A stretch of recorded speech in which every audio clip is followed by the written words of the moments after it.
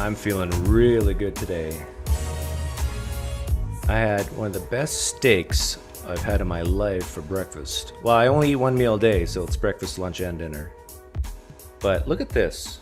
I don't know if you guys can see this. Focus in. Focus in. Can't see that, can you? No, you can't.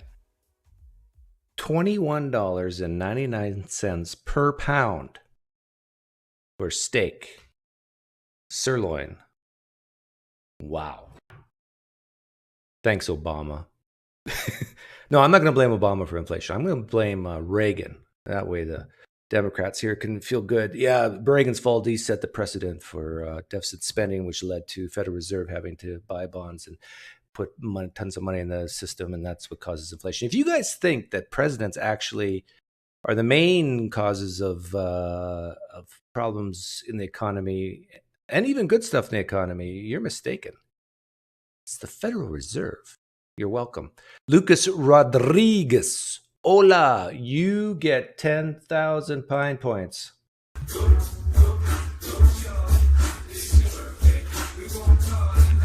And Hannah Elizabeth, you're second with 5,000 Pine points. Chad K, third with 1,000 Pine points. Thank you, Hannah and Chad, for being here as well. Toaster Crumbs, yes, you are fourth. You're the biggest loser. I think I have some footage of you.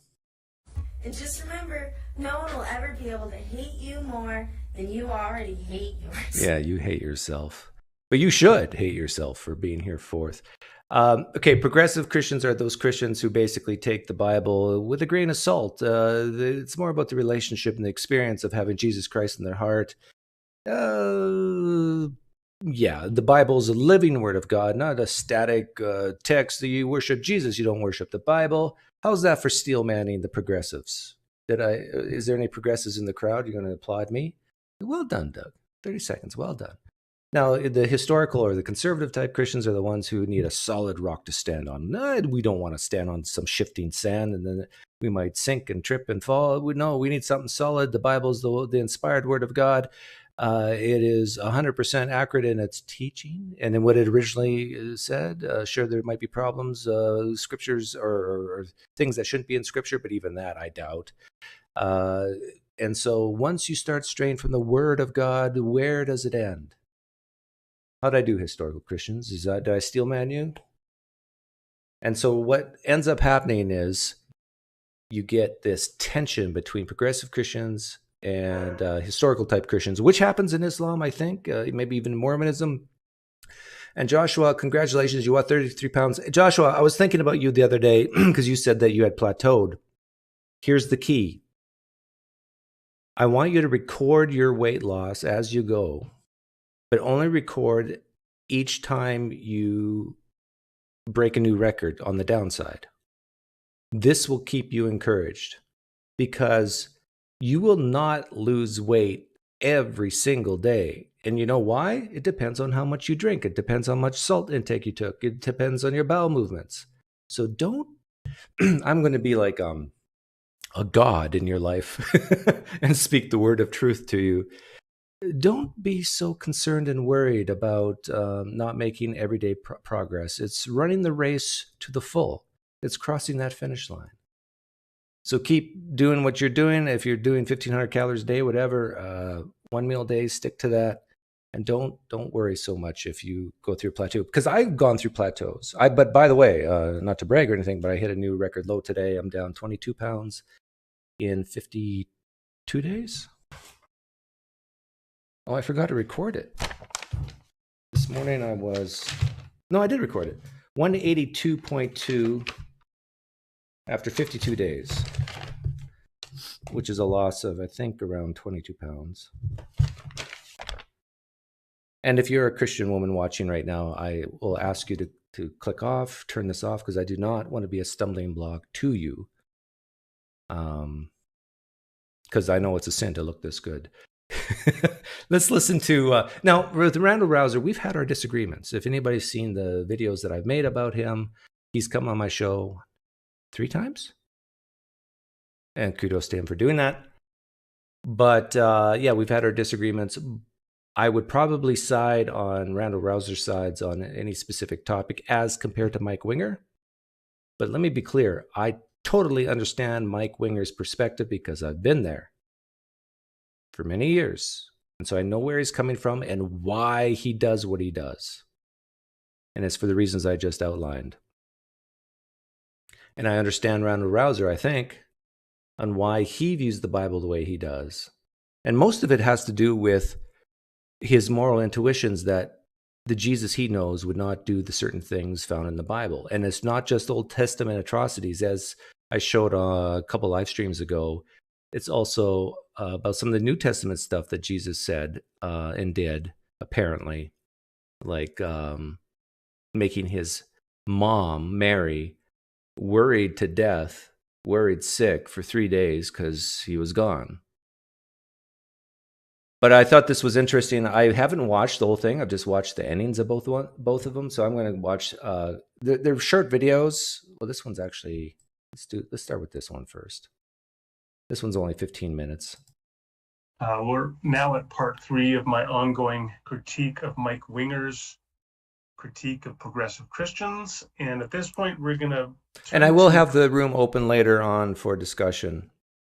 Clip that starts at 22 minutes and 7 seconds in, where Winger critiques what he calls, I forget, something like doing theology through storytelling, which he finds to be very subjective, a subjective approach to feelings and unbiblical. So we'll play the clip, and he's specifically talking with respect to LGBT issues, but the implications are much broader than that. We'll play the clip, and then I'll offer my own criticism.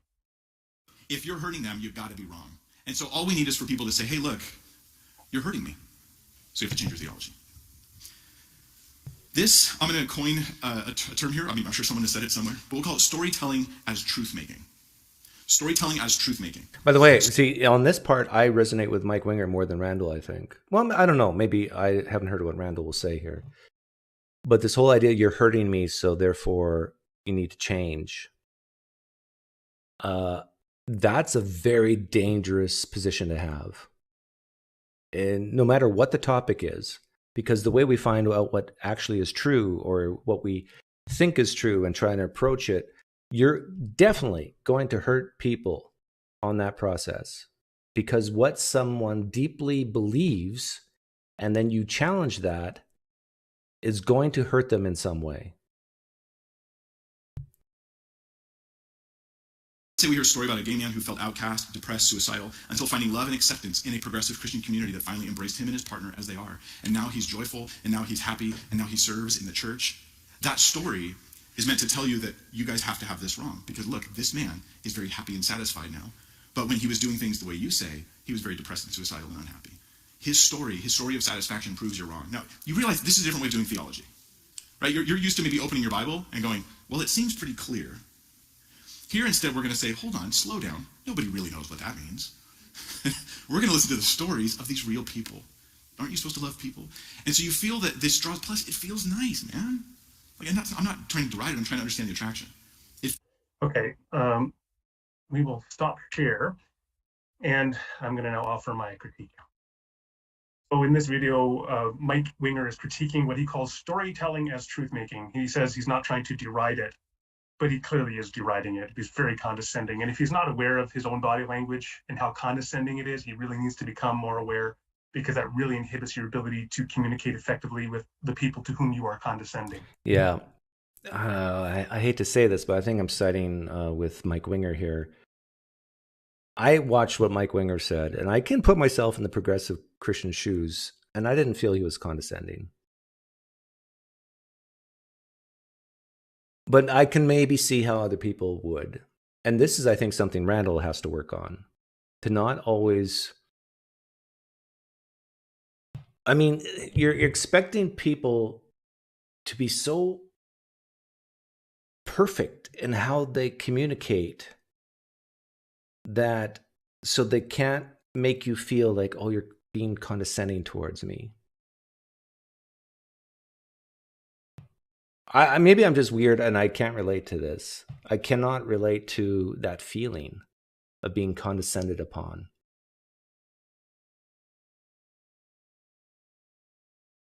Maybe if someone like who I deeply love and respect did that to me, then I could feel bad. But just a stranger, and basically Mike Winger's a stranger to Randall. Why even mention that?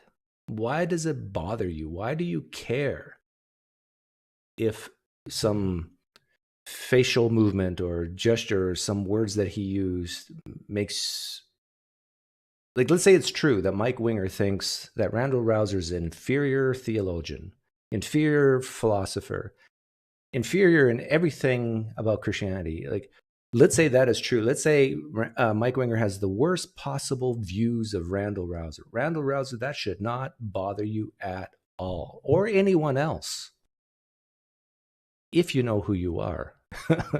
Ooh, yeah, that's cruel. I would say that at the outset.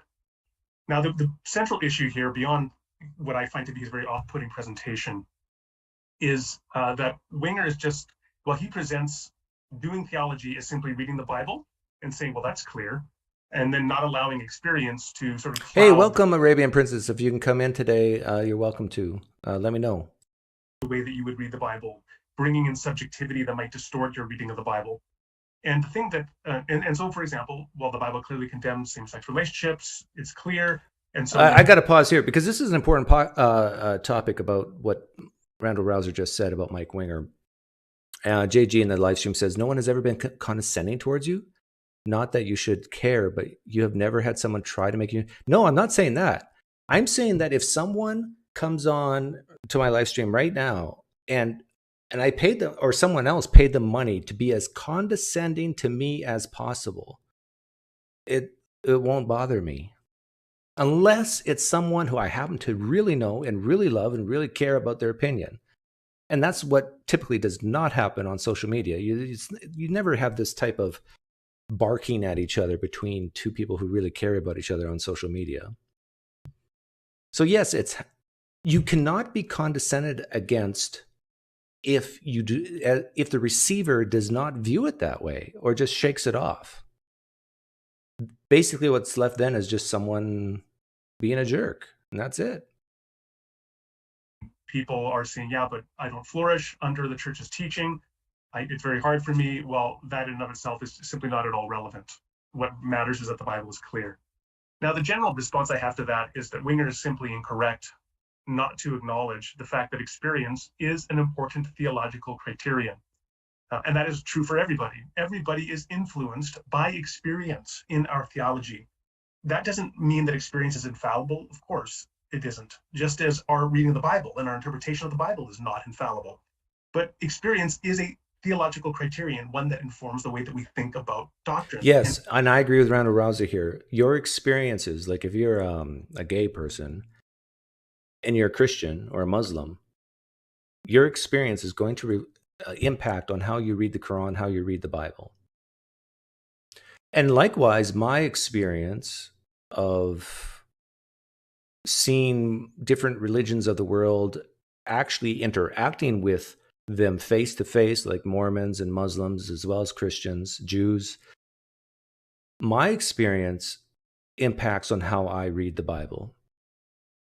That experience makes me think and ask questions like, what is more likely?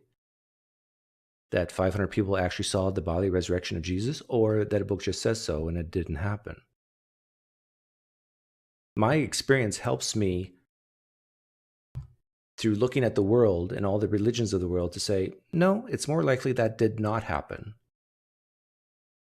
And if you don't recognize that, then that in and of itself simply inhibits your ability to reflect critically upon your experience. Now, let me give you some examples of this. That it was once common among conservative evangelicals, when it came to talking about gay people, to say, well, you can change your orientation. Conversion therapy was very popular. And of course, there was this well-known international organization called Exodus International that offered the prospect of changing sexual orientation.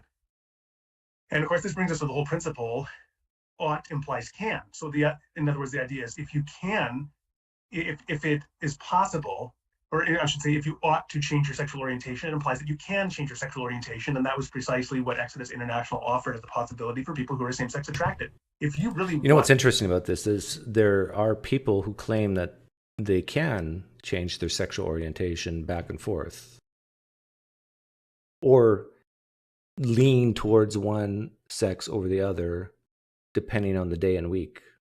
I think they're called bisexual, right? So it depends on the person, right? want to change and follow God's will faithfully, you can change. And Exodus International, for 37 years, they promised that. Well, they stopped promising that in 2013 when Exodus International closed up their ministry and issued an apology to the LGBT community that they said they had deeply hurt, because they said, in fact, there's not good evidence that you can change your sexual orientation. And they talked about all these multiple examples of gay people who had been profoundly hurt. Many of them had become suicidal, self-loathing, some having committed suicide because they had been told for years you can change your sexual orientation, and in fact, they could not. So today, conversion therapy is held, or reparative therapy as it's also known, is held in wide repute, including among many conservative evangelicals. And why? Not because of biblical exegesis, but because of experience. Experience has changed the way that we think about conversion therapy. Now think about that from the other direction. Matthew 5, Jesus says this, every good tree bears good fruit, but a bad tree bears bad fruit. A good tree cannot bear bad fruit, nor can a bad tree bear good fruit. Every tree that does not bear good fruit is cut down and thrown into the fire. Therefore, by their fruits you will know them. So you can tell a tree is good if it's producing good fruit. You can tell a tree is bad if it's producing bad fruit. This kind of reasoning is reasoning from experience. And interestingly, Christians who condemn same-sex relationships have traditionally appealed to this reasoning as part of their apologetic against gay-affirming position. For example, it has been very common to say that same-sex relationships are inherently unstable. And in particular, among men, there are very high rates of promiscuity among gay men. And the argument then is this is evidence of the fact that men, and women are not appropriate sexual complements of one another. That in fact, what you need to have stable relationships that produce good fruit is to have people that are of different sex, male, female. Can't have male, or female, female.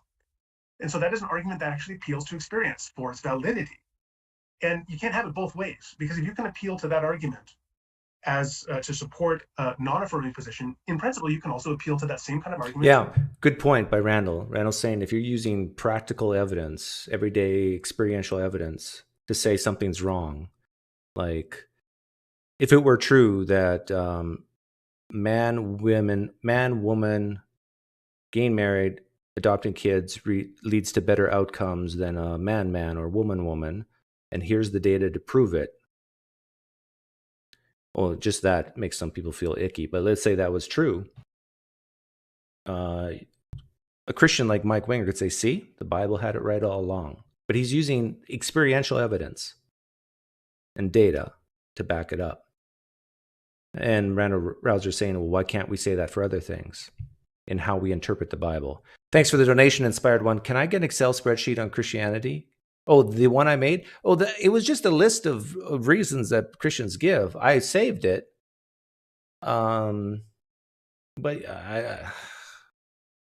maybe I'll copy and paste it in the comment section of this video. How's that, Inspired One? Defend an affirming position, which is what many gay people do. They say, for example, well, I'm a lesbian and I've been in a loving monogamous relationship with my partner for 38 years. And we are mutually loving and giving and serving one another in our community. And that is fruit of our relationship, which retrospectively then provides evidence of the validity of our relationship. Now, you may think that that's not a good argument. You may think that the prohibitions of Romans 1 or 1 Corinthians 6 simply override that.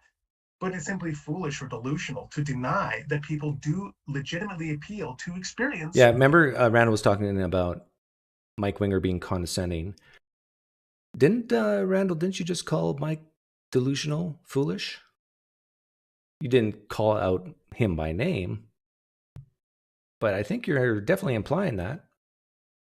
Including the experience of seemingly healthy, stable same-sex relationships as evidence for the moral status of those relationships. Now, Christians in all sorts of other areas appeal to experience as well. So when I talk about these issues, I give the experience of growing up Pentecostal. According to Pentecostalism, there is, after conversion, a baptism of the Spirit that all Christians should seek. And the sign that you have been Spirit baptized is that you receive the gift of speaking in other tongues or languages.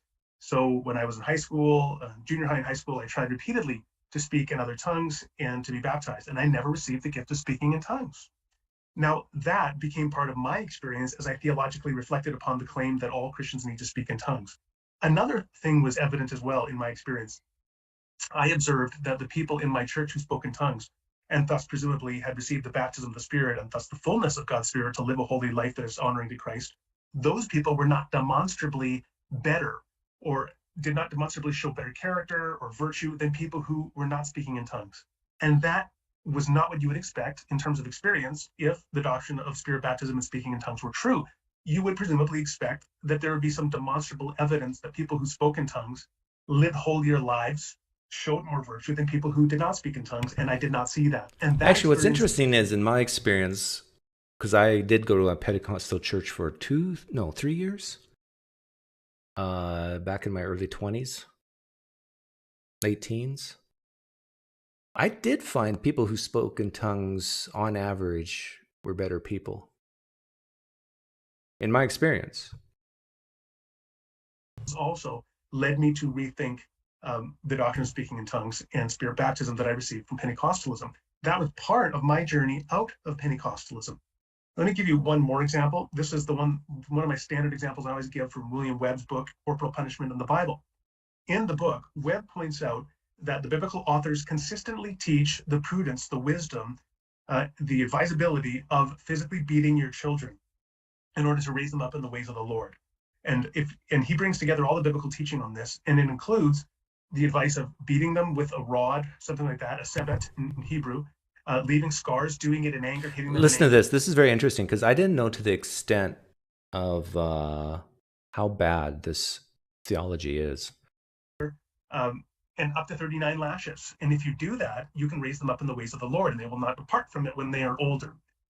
Now, the interesting thing is that Christians today who accept corporal punishment almost never, at least in North America, they almost never actually follow what the Bible teaches or what the biblical authors teach on this topic. Instead, yeah, but a guy like Mike Winger would say, well, that was the Old Testament stuff. That was the Old Covenant, right? That's what his go-to. What groups like Focus on the Family do is say, instead what you should do is you should spank your child. Only when they're very young, spank them on the bottom with open hand and don't leave marks, and don't do it when you're angry. And what Webb points out is that is not at all what the Bible is actually, what the biblical authors are actually teaching about this. Note, by the way, that I am making a distinction between what the Bible teaches and what the biblical authors teach. Because I think at the end of the day, what we will find here is that there are things that the biblical authors teach, which experience tells us we ought not accept, and thus we ought not conclude that the Bible itself teaches that which the biblical authors teach. And corporal punishment would be an example. See, this is the exact difference between a progressive Christian like Randall and a historical Christian like Mike Winger. This is just what the biblical authors taught, not what God taught. And for guys like Mike Winger, that is a slippery slope. And I think Randall would agree with this. It is a slippery slope, but he thinks he has good reasons to stop slipping and say, this is where we stop the downward slide, and we can still say Jesus Christ was God in flesh, died on the cross, and rose again the third day. And we can't really use our experience to say, well, dead people kind of stay dead after 3 days, Randall. My experience makes me interpret the Bible a little differently than you. You'd say, no, you can't go that far. So, how did Webb change his own views on corporal punishment? Well, he had to focus on the family view, even though it wasn't consistent with what the Bible actually taught. But what really began to challenge him was he talks about, first of all, how his son, when he became a teenager, he developed a degenerative cognitive issue, which eventually brought his son, as he grew older, he declined in cognitive ability until he had the mind of like a 3 or 4-year-old, of a small child. And Webb noted that folks in the family had taught that, well, you should spank children before the age of reason, before they can reason with you. That is the best way to discipline them. So he tried to do that to his now adult son, who had the mind of a 4-year-old child. He would hit him. And Webb determined, I just cannot do this. This seems fundamental. See, this is when guys like Inspiring Philosophy talk about how religion is overall a good thing or is a good thing. Like, you take examples like this. Did you guys hear what he said? That a grown boy or man with mental development problems, basically behaving like a 3-year-old, and the father kept beating his son, even when, I mean, only religion, people thinking that a God of the universe is behind this, and therefore you have license to do this. Wrong to me. And that forced him to conclude or to look closer at the Bible and actually realize that he wasn't even following the Bible's teaching in the first place, or the biblical author's teaching. He was doing what folks in the family had advised, which seemed to him by his own experience fundamentally wrong, but he was not even following what the Bible or biblical authors were teaching. In the book, he then also talks about how he was sharing his insights into corporal punishment with a student at his seminary named Fanosi, who came from Ethiopia. And he asked, and in Ethiopia, it was very common for parents to follow the biblical teaching much more consistently and actually beat their children with whips and sebeps and so on. And so he was telling Fanosi about how he was thinking that we ought not follow that teaching. Did you hear that, Christians? If you want to be more consistent with corporal punishment with your children, you need to beat them more. And offer different ways of thinking about and reading and interpreting the Bible, and asked Fanosi what he thought. And Fanosi thought, or he said, Fanosi responded by lifting up his shirt and showing all the scars down his back that had been left from when he was a child and his father had beat him. That is another example, I would submit, of just showing the fundamental wrongness of physical beating of your children. The experience of seeing a young man traumatized from his youth by the fact that his father had repeatedly beat him in the name of God and left scars all down his back. It is that kind of experience that forces one to return to the Bible and say, maybe what the biblical authors teach on a particular issue is not what the Bible is trying to teach us. The Bible. See, that is dangerous for a guy like Mike Winger, and for any type of conservative, historical type Christian. This sentence by Randall. It is that kind of experience that forces one to return to the Bible and say, maybe what the biblical authors teach on a particular issue is not what the Bible is trying to teach us. Maybe what the biblical authors teach in a particular issue is not what the Bible is trying to teach us. But the Bible was written by biblical authors. The biblical authors who wrote the Bible might be teaching something bad, which the Bible is not trying to teach us. Randall, if you ever hear this, you need to reflect on that sentence. Because how in the world do you tell the difference between what the biblical authors are teaching themselves versus what the Bible, written by those same people, is trying to teach you? And I think the only thing you have is your moral intuitions, right? Which you've admitted are infallible. This is why there's Christians like Mike Winger, because they see this. And they see that I can't go by my emotions and feelings and me thinking, oh, this just feels wrong. Or this feels right. So this is right. Or this is wrong. The Bible is not trying to teach us. The lesson is not beat your children. Maybe there's a lesson there to not spare authority from your children, but there's no denying that the biblical authors endorse physical beating of children, and we ought not to beat our children. One more bit of experience also supports that. You can raise children in the fear of the Lord as virtuous, good young people without ever hitting them, which is precisely what I did with my daughter, who's now finished her second year university. Yeah, how? How can you raise children with the fear of the Lord without beating them?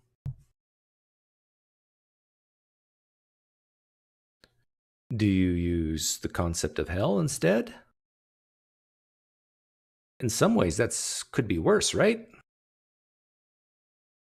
I'm not going to hit you with a rod, but if you keep this up and you die, I tell you, it's going to be much worse for you. You'll burn forever. Now, I don't think Randall believes that. I don't even know what Randall believes anymore. Well, he probably does.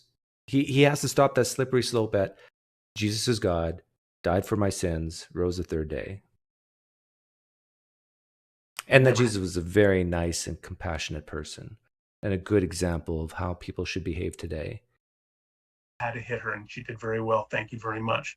So those are all examples where experience forms part of your theology and forces you to return to the Bible and read it anew, whether it involves something like corporal punishment, or whether it involves teaching on spirit baptism and speaking in tongues, or perhaps possibly whether it involves LGBT issues.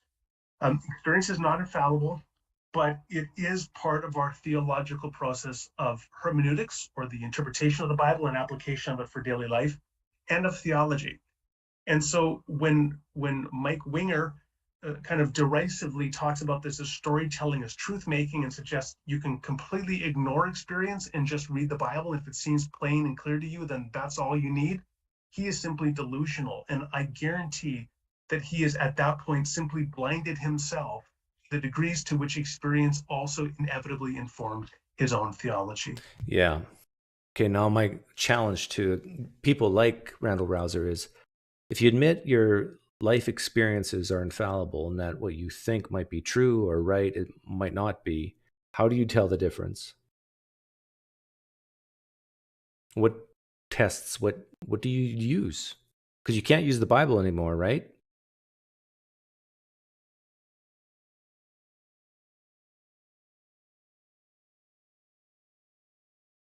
I don't know how he would answer that, to be honest. If he admits that his moral intuitions can be flawed, how does he figure out what is the right thing to do?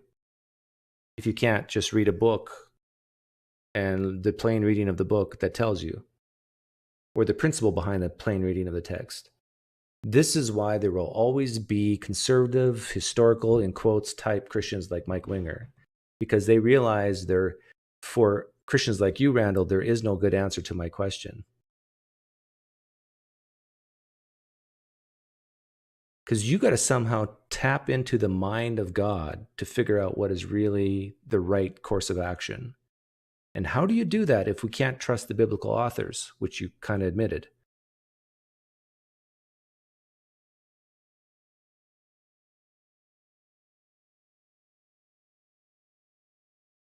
Okay, I'm going to start this one maybe halfway.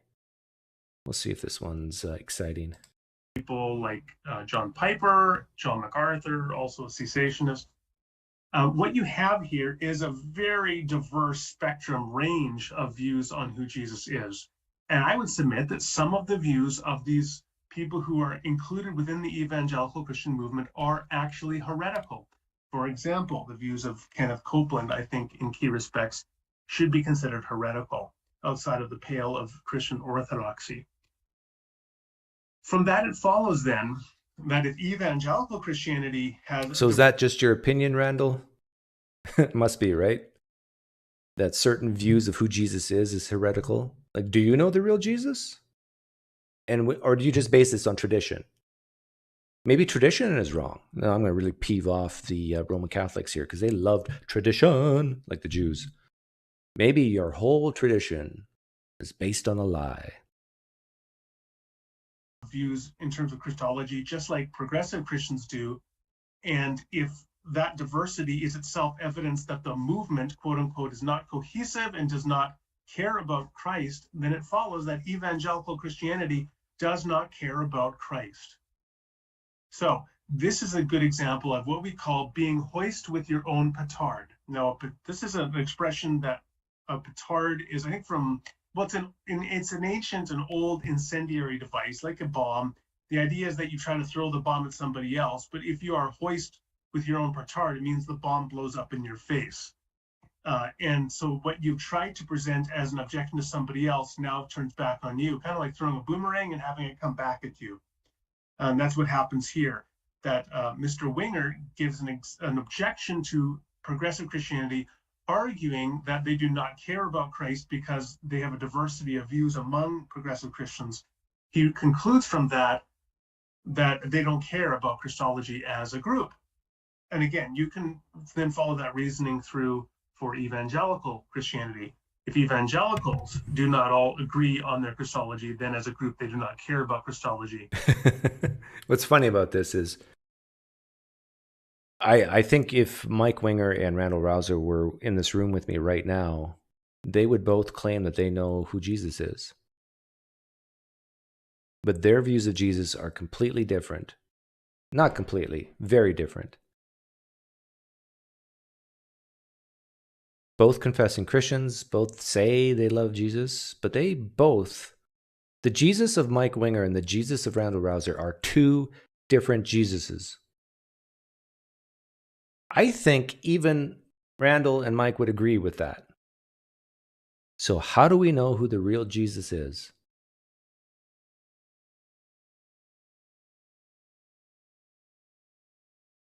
Do that for Christianity itself. If Christians generally do not all agree in their Christology, then it must follow that Christians as a group, the Christian religion, does not care about Christology. This is terrible, terrible reasoning. And again, it's a good warning that if you're going to raise objections to other groups, you better be careful that they don't boomerang back on you and you become whites with Yeah, I might have missed this part, but I guess Mike Winger said that progressives really don't care who Jesus is. And I agree with Randall's critique here. Hard. Ouch. Okay, I'm going to look at one more clip, which immediately again follows on. Winger now talks about LGBT issues. And he says progressive Christians are unified on LGBT issues. And he concludes from that this is really what they care about. LGBT issues. They are way more unified on the topic of LGBTQ stuff than they are on Jesus, 100 times over. It's way more important, it's way more central, and it's way more of a fighting issue. You believe Jesus rose, you believe he didn't? Well, we can just hold hands and get along. You're LGBT affirming, you're not? Get out. Okay, so here he said, well, what they really care about is LGBT issues, not Christology. Again, he's hoisted his own petard here. When you talk to evangelical Christianity, what are evangelicals known for? And what do they all seem to be united on? Evangelism. How much do they talk about Jesus versus talking about gay marriage, trans washrooms, or abortion? I would suggest that while you do have with evangelical... Well, yeah, I see where he's going with this, and I agree that if you look on social media, you'll basically see those issues talked about more than Jesus. But you got to keep in mind, Randall, this is the United States of America. Everybody's heard of Jesus. I think, well, when I say everybody, I mean most people. 65% at least claim to be Christians. And out of the 65%, you got to say at least the 10, 20, 30% know a little something of who Jesus claimed to be. So one of the big things when I was a Christian is trying to convince people, if I was trying to evangelize, which I did a little bit, you got to try to convince people that they're not really Christians to begin with. That was my biggest goal, is like, oh, have you heard about Christ? Oh yeah, I'm already Christian. But then I knew, oh, but you go to the bars every Friday night and do this and this and this and sleep around. You can't be a real Christian. Let me convince you you're not a Christian first, so I can convert you to the true Christianity. From Kenneth Copeland through to John MacArthur, an enormous diversity of views in terms of Christology. You've got an overwhelming chorus of condemnation of gay marriage, of trans washrooms, and of elective access to abortion. So it would follow then that if the progressive Christians, by Mike Winger's reasoning, don't really care about Christology, they just care about LGBT issues. Well, it also seems that evangelicals don't really care about Christology that much. They care about being against gay marriage, being against trans washrooms, bathrooms. Well, the reason why Christians like Mike Winger are against gay marriage or against the gay lifestyle is because it's biblical, Randall. The Bible says that. It says that if a man sleeps with another man, it's an abomination. Now, I'm aware how some Christians, progressive Christians, try to get around that and say, well, it was just the New Testament references are more about male pedophiles or something like that. But No, the Old Testament at least is pretty clear. And I would even argue the New Testament is pretty clear. I would propose that Mike Winger's right on this issue. The Bible does clearly teach if you live a life of gayness, if you have coitus with the same sex, you will go to hell. Whatever that means. You will be separated from God. Now, to progressives, that sounds so icky because I have a really good friend who's gay, and I can't imagine God punishing them for a committed relationship. Well, who cares what you can imagine or not? God said in the Bible that he would. And if you're just too weak to admit it, then you're too weak to admit it. I actually think that the Mike Winger version of Christianity should be pronounced more often from the rooftops. That would destroy Christianity way faster. And as an added bonus, the Bible does say that.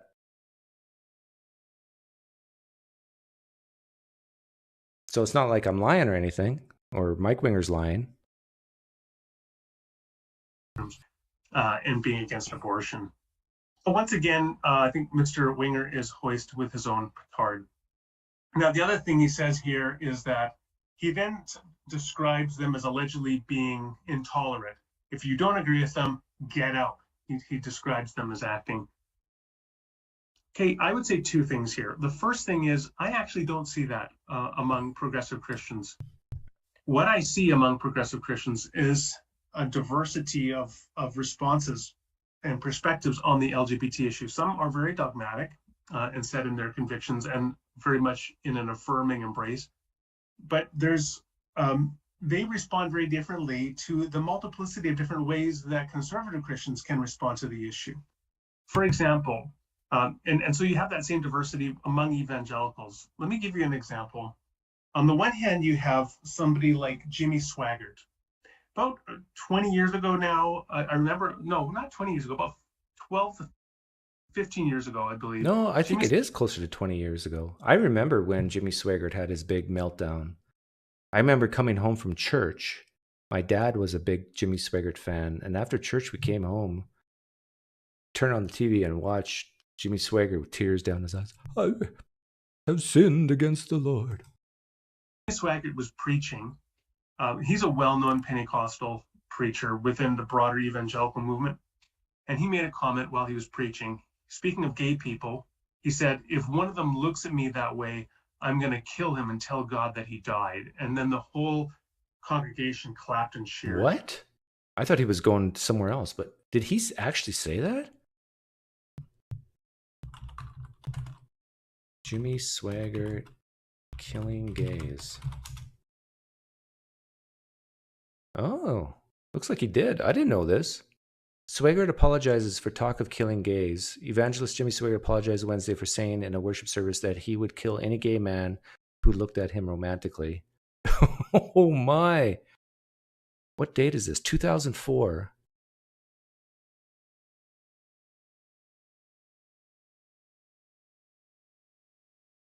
Well, that's just as bad as, what's the guy's name in Phoenix who said if he had a gay kill button, he'd press it.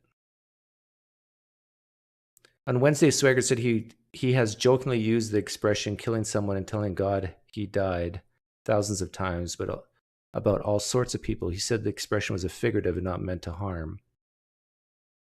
It's a humorous statement that doesn't mean anything. You can't lie to God. It's ridiculous. How is that humorous? Killing someone and telling God he died. Oh, I guess because God's omniscient. In that moment, Jimmy Swaggart says, if a gay man looks at me like he's attracted to me, I'll kill him. Now that is perfect example of what you would call homophobia. It's not only fear, it's hatred of gay people. Yeah, I would say thank you. I mean, like, what's not to love? Like, yeah, you checking my butt out? Yeah, I got a good butt. Hey, but look, but don't touch. That's what I would say. I wouldn't say kill. I'd say look, but don't touch. I'll tell you, there is a lot of fear in hatred of gay people within the evangelical Christian community. Whether you want to admit it or not, it is there. Now, being non-affirming, taking a traditional view, stance against gay marriage, does not of itself make you homophobic, certainly not in my opinion. I think a great example is someone like Wesley Hill. Wesley Hill himself identifies as gay, but is celibate and believes he has been called to celibacy. He does not accept the ethics of gay marriage. He takes the traditional non-affirming view, and he describes his own experience and journey in a really nicely. Yeah, and for those atheists here who are not aware of this issue in Christianity, there are many Christians who will take that view that being gay is not a sin, acting like one is.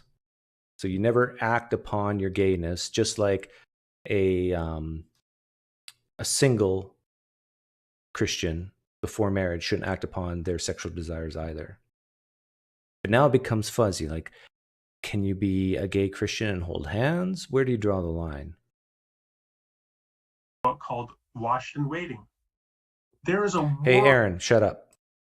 World of difference between the hatred and fear and paranoia of Jimmy Swaggart and the very thoughtful, nuanced perspective of Wesley Hill. And I have, in my experience, the vast majority of people who would identify with the progressive movement would have a very different response to Wesley Hill than they would have to Jimmy Swaggart. So if the evangelical Christians, if you're nasty to progressive Christians, or if you're nasty to gay people, then yeah, they're going to return the favor by being more intolerant of you. But if you are more of a Wesley Hill than a Jimmy Swaggart, I think you can very much expect, for the most part, a very different response. And so when Mike Wingers says, no, there's just this one response from LGBT. Yeah, the thing is, if you're a progressive Christian and a guy like Mike Winger, you feel is being nasty to you by saying you're going to hell for being gay, odds are, if you're a progressive Christian, you're either a universalist or you think people will be annihilated. So there's no worry for you that if Mike Winger's right, you're going to hell. Just shake it off. Like, this is another thing I don't get. When someone says something to you that you truly believe is totally false, like, why does it bother you? Especially if you're an adult. If you're a kid, I guess I can see it because you're still trying to figure out who you are. Or sorry, specifically from progressive Christians, if you don't agree with us on LGBT issues, then get out. It's just unfair, and it's not true. You have a diversity of responses depending on how the evangelical Christian has stated their own views about LGBT issues. And the last thing I'll say on this is, again, if you want to talk about people saying get out, I'll tell you that response is a very common response in evangelical churches. I mean, how many pastors have lost their jobs because they've taken on an affirming view? They've said, you know what, I believe that people can be, that God would bless gay marriages or something. You think those people are going to last very long in your typical conservative evangelical denomination? No way. So don't criticize progressive Christians who are intolerant of evangelicals when evangelicals are no less tolerant of the progressives. You can't hold them up to a standard or criticize them for not. Yeah, see, in a way, I wish I was gay because I kind of wish I was a gay Christian. Because it would be fun to go into a church like Mike Winger's and show my gayness, like wear really top-notch clothes and put my heel up once in a while and to flip my back foot up and put my arm around the pastor and the deacon and but tell them, oh no, I'm celibate. I'm gay as gay can be, but I am not sinning. It'd be so fun because they'd be so horribly uncomfortable, but yet biblically they could do nothing about it. Say, hey, Pastor John, you know, I could really spruce up your the suit you wear behind that pulpit every Sunday. I tell you, woo. Let me take those trousers in for you. Can I get a measurement?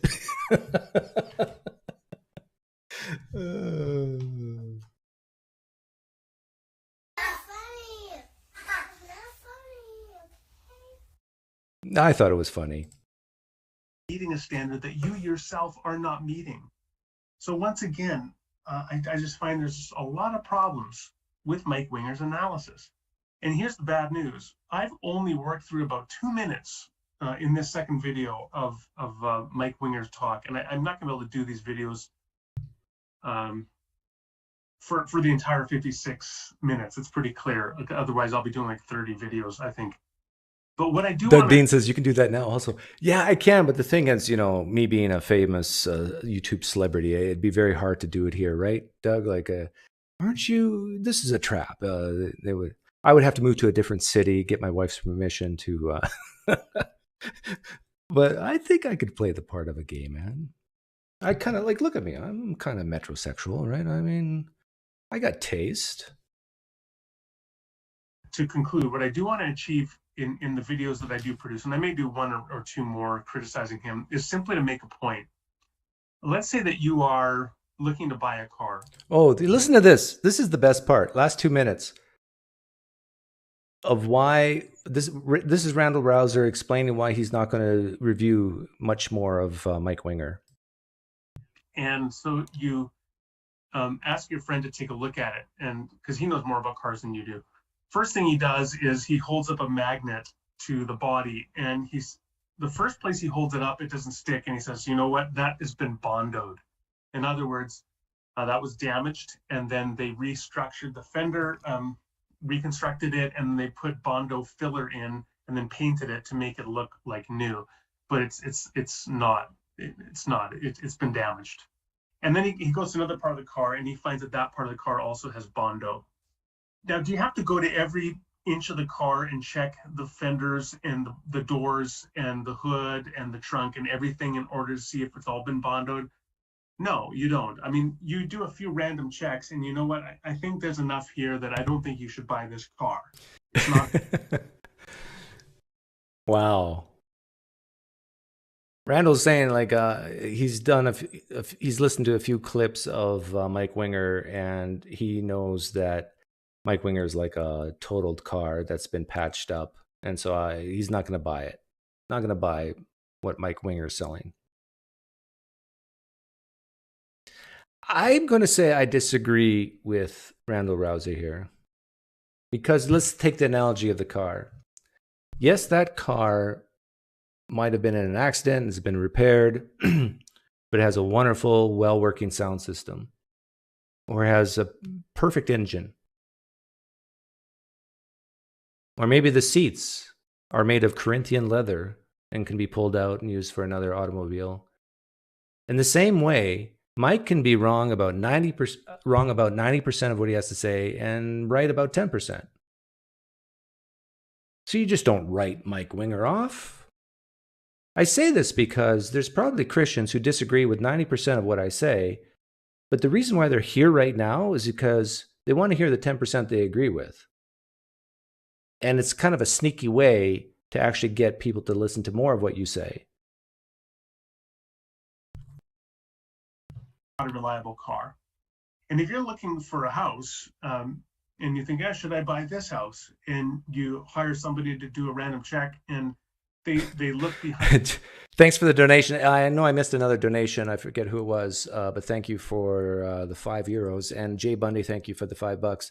If you were gay, you'd be pursuing coitus with a black man. We all know your type. Yes, Jay, I know you're black, but don't get excited. Calm down. I'm just saying, if I were to be gayish, yeah, I might look you up. But you're a drummer, right? Aren't you? Yeah, you're a drummer. If I was a gay man, I would stay away from drummers. Although they are good at making a beat. Behind a couple walls, and they find 2 walls are infested with termites. Do you need to go through the whole house in order to see if the whole house is infected with termites, or do you have enough to conclude that no, this is probably not a good house? And I think you would have enough to conclude it's not a good house. So by the same token, in these few videos that I've made, there's two that I've made, and a couple more maybe that I'll make before I grow tired of talking about Mike Winger. What I want to do is, and what I am doing, is giving you a check and saying, hey, this is Bondo. Hey, this is termites. So that we don't have to watch the entire video to know that Mike Winger is simply not a reliable commentator when it comes to progressive Christianity. Ooh. As my friend Tux would say, shots fired. My goodness, that's harsh. The thing is, like, Randall, I disagree with so many Christians on so many things they say, but I still listen to a lot of what they say over and over again. Is it because you just can't take it, Randall? You can't take listening to someone who disagrees with you? No, Randall, this is good. What you did here was good. You should make the 30 videos and go through every minute of what Mike Winger says, and points of agreement. Say everybody, hey, this is where we agree. That's my advice. Like, what? You're just waiting for Jesus to come back anyhow. You got lots of time. Thanks for the donation. Monolith, was it you who donated earlier? Yeah, I think it was. So thank you for that donation and this one. You didn't read out my previous super chat, but I'm sending you another one because I, as an atheist, forgive you. Yes, see, that's the thing. You know, you're better than Jesus because Jesus required a blood sacrifice, or God did, God the Father. You don't to forgive, but for you, you just forgive out of your own free will, if you have it. Maybe God doesn't have free will and he had to have a blood sacrifice.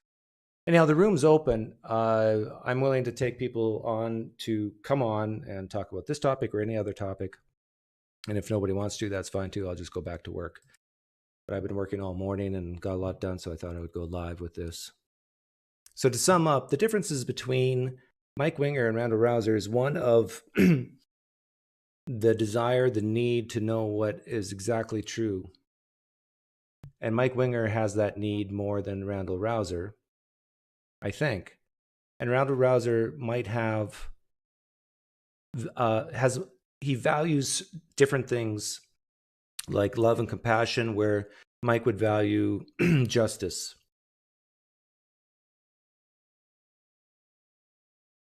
I think those are the core differences. That whole being willing to deal with uncertainty, this would be this guy, versus I need a firm foundation. If I don't, my life's a mess. That's this guy. I think it just boils down to that.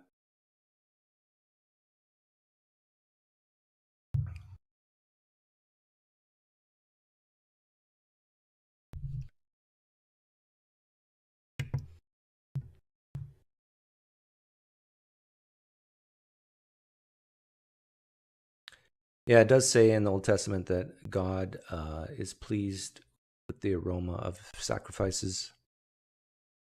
I am too, not sacrifices, but I do like the aroma of burnt meat. So I have that in common with Yahweh.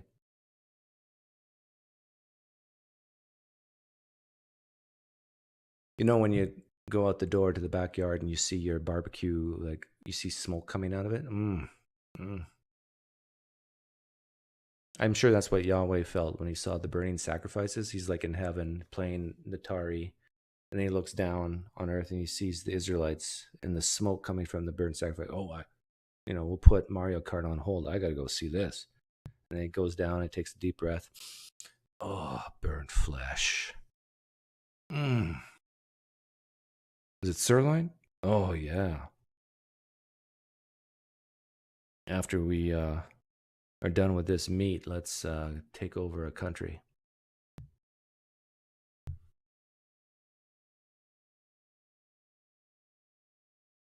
So biblical inerrantists value truth more? They would say so, Lawrence.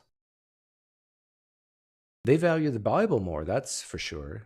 And they believe the Bible is truth. So yes, that's logic.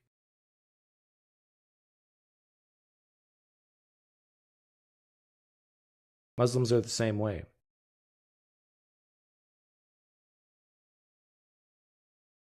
Many Muslims who value Sharia law think you need something firm from the creator of the universe to figure out, not to figure out, just be told how to have a good society, and then you do it. Whereas a guy like Randall and even myself would say, no, sometimes we have to figure out what's the best way to have a society. And some of the time, we won't know unless we try it, trial and error.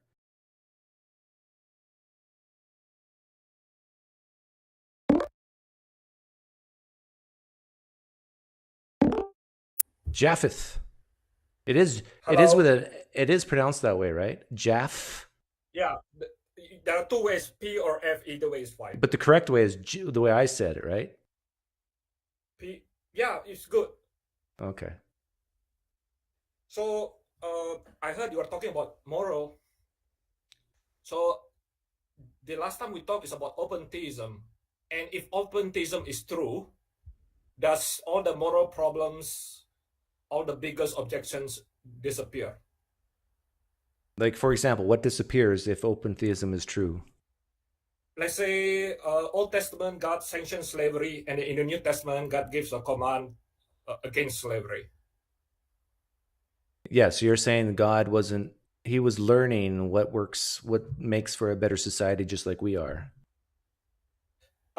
What makes a better interaction?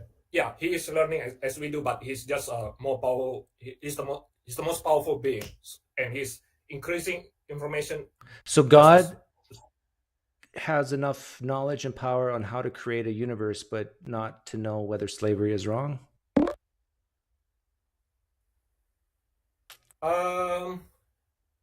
You got a spider up on your ceiling? You're looking up. You got a spider up there? No. I'm thinking.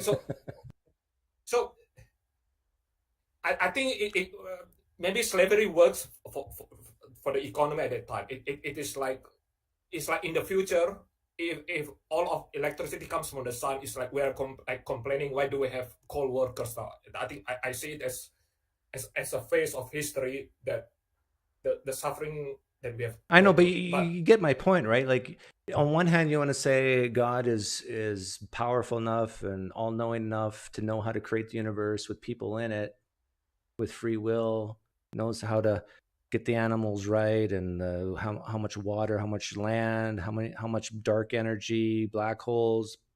So he knows how to do that. But on the other hand, he doesn't know to tell people don't own people as property. Or maybe it's just God wants us to experience evolution. I think that is one possible answer as well. Okay. So he wants people to go through the growing pains of learning that slavery is wrong. Maybe, yes. And there's a verse in the New Testament that conveys God is against slavery already. Yeah, I can kind of buy that explanation more, but still, seems like a lot of pain and suffering to go through when it doesn't have to. Like, because God made it clear not to murder, right? Yeah, from the beginning. Yeah. So why couldn't he make it clear don't own people as property, and set up a capitalistic democracy from the very beginning? Because we all know that capitalistic democracies do better than other types of government. Yeah, I believe in capitalism. I just peeved off a lot of left leaners. By the way, I'm calling from Singapore. Okay. So no. Is that one of those third world nations that Trump talked about? No, Singapore is an American ally in. I know. Yeah, America loves Singapore. Yeah. So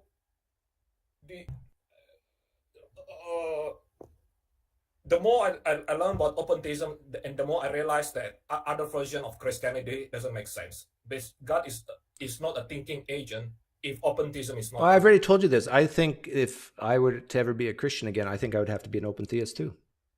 I think it's the best way to go, because it solves the problem of evil.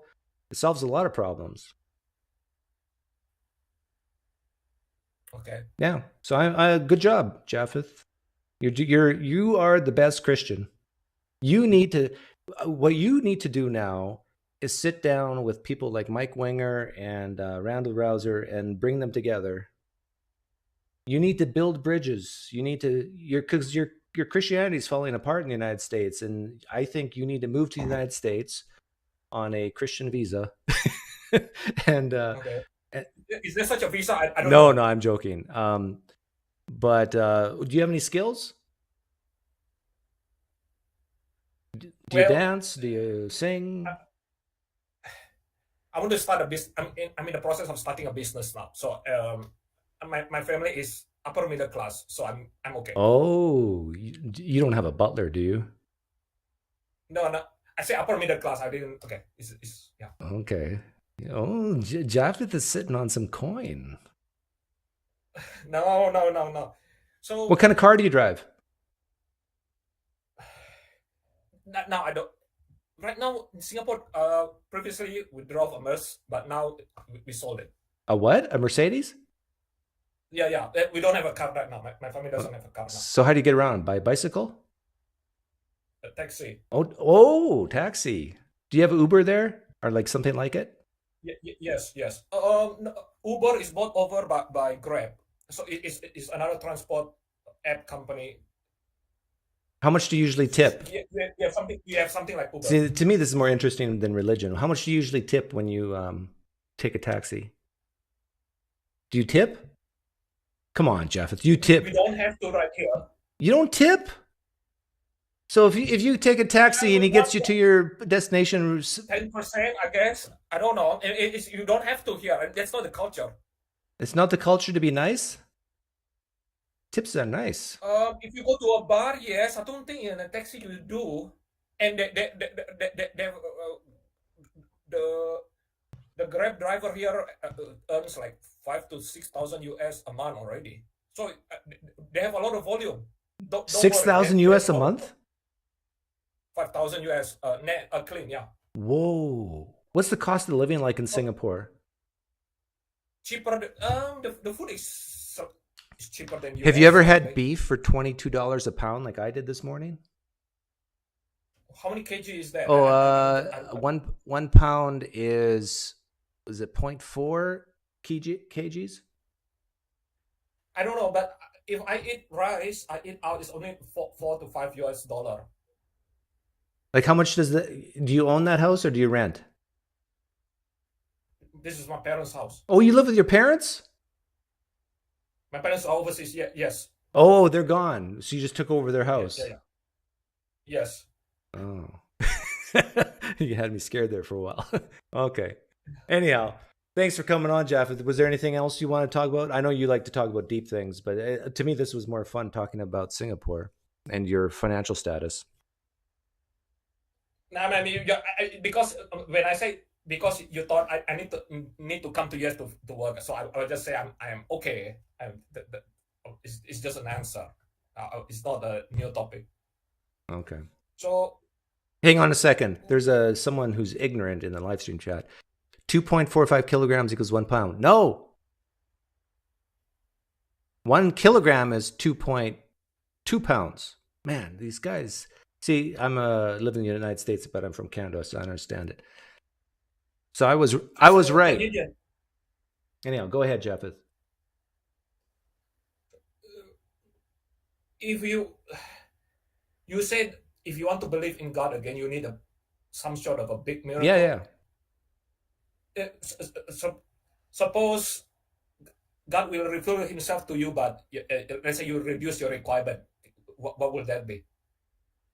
Say it again. If God refused my miracle, No, if God wants to reveal Himself to you, or reveal, okay. Yeah. What would that look like? Yeah. Let's say if you reduce your expectation, reduce your requirement, what would that be? If I reduce my requirement, you're asking me to lower my standards for Jesus? That's what you're doing, Japheth. You're asking me to lower my standards. Yeah. Why should I lower my standards? You don't believe in hell, do you? I believe. Oh yeah, that's right. You do believe in hell. You don't want me to burn. Yeah. That's okay. I'll be fine. You know hell doesn't exist, right? That's what the Bible teaches. Yeah, but the Bible's wrong. And a lot of Christians would say that the Bible doesn't teach that. Randall Rauser, I'm sure, would say that. I don't know. I mean, I believe the majority of the liberal Christians are afraid, would take that position because it's offensive, but I stand by the truth. You think Randall's just a people pleaser and he's scared to take an offensive position, right? I think you're right. People pleaser. Yeah. I think you're right. I think progressive Christians tend to be more compassionate, and so they're scared to take positions that will offend people. I think there's a topic of Joakim. So I believe that God will reveal himself to anybody who loves the truth and is willing to submit to him. So if any of the condition is not there, that is the reason God will not reveal himself. So if as long as you meet a certain criteria, it is God, but according to his word, he will reveal himself. Yeah. And so if he doesn't reveal himself, then you don't meet the criteria. For example, maybe you Swift, I'll be with you in a second. even go ahead. Go ahead. I was just talking to someone waiting. So if you know that God exists and you know that he is like a king with unlimited power, I think even Matt Dillahunty said if the Christian God is true, he wouldn't worship him. So that is certainly an important reason why God didn't even. But you know why he says that, right? Because he finds like the Mike Winger God anyhow disgusting. And Randall Rauser, who's a Christian, finds the Mike Winger God disgusting. Well, I don't know. I mean, will you value your well-being? Like, I think suppose you speak to God in your heart and say, I mean, suppose hell is real. Oh no. Why not say? No. Like, you do realize that if Islam is true, you're going to hell and I'm going to hell, right? Probably. Because I've heard the Muslim message, which I'm sure you have too, and I've clearly rejected it. I've called Allah schmuck. I mean, if anyone goes to hell, it would be me in the Islam theology, and same goes for you, because you worship a false god. You're an idolater according to Muslim faith. So, okay, now tell me, how many minutes of your life have you worried about going to the Muslim version of hell? Have you spent any time worried about it? Since you're talking about Islam, I've been doing research on the Quran, right? So the Quran says that they tell the followers to follow the Torah and the Gospel. Yeah, that's not my question. The question is, have you worried at all about going to the Muslim hell? Because it could be true. No, the larger point is it could be possible that the Quran can be harmonized with the Bible, and even the Quran teaches monologue theism. So I'm not afraid of the Islam hell, because if we are watching. Do you reject Muhammad as God's prophet? Possible. If Quran properly interpreted, Jesus is a co-creator. Okay, let me ask my question one more time. Have you worried at all about going to hell if a Muslim says you've rejected some of the core propositions of Islam, therefore you're going to hell? I don't, because I've read the Quran too. Okay, and you're convinced that the core propositions are false, right? No, their interpretation is false because. Okay, good. Yeah. So your answer is no. You've not worried about going to hell in the Muslim faith. Correct, because. Okay. Now, you know that feeling you have, like you're not worried at all about going to hell. If some Muslims comes on this live stream right now and says you're going to hell if you deny Muhammad is God's prophet. I don't know if a Muslim would say that, but let's say there is no requirement to admit Muhammad as the prophet for salvation. I've read the Quran. Okay, what about the Trinity? Is definitely one of them. So let's say someone says you're going to hell for worshiping Jesus as God. Okay, that's a big one. I have looked at all the Quran verses. But you're missing the point. It's not about what you believe. My question is one of emotion. You emotionally are not concerned about going to hell from the Muslim perspective. And in the same, because I've read their book. And I've read your book, and I'm not concerned and worried, just like you're not concerned and worried about going to hell. So now your problem that you have with me is you got to convince me that the Christian version of hell is actually real. And for you to say, well, the Bible teaches that, so what? You got to convince me that the Bible's right about it. And that's a tall order. Okay. Yeah. Right? So, maybe pray to God to send me to hell, and I'll stay there for 30 minutes or 5 minutes and come back, and then we'll see. But anyhow, thanks, Japheth. Swift wants on. Okay. Take care. See you. Thanks. Bye-bye.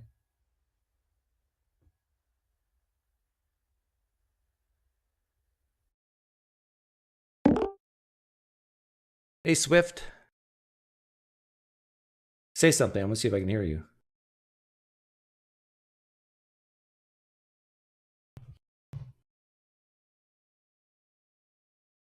Try talking. No, can't hear you. Check your settings, refresh, try again. This is like a Sam Harris type argument that I think is really good. That Christians really need to think about how they're not worried about going to hell in other people's religions. Like, it doesn't concern you Christians, some of you Christians, at all. In the same way, it doesn't concern me and other atheists at all. There is nothing you can threaten us with. No, still nothing. Did you go to the gearbox on the top right? Try, you did do that? Okay. Are you using your phone? I don't know how to help you. Are you a Christian? Okay, then we haven't lost much. What do you got? The Bible Tells Me So by Peter Enns. Oh, yeah. Yeah, Peter Enns. I've always said if I became a Christian, I would be a Peter Enns type Christian. I don't know what to tell you. It's all right. Take care.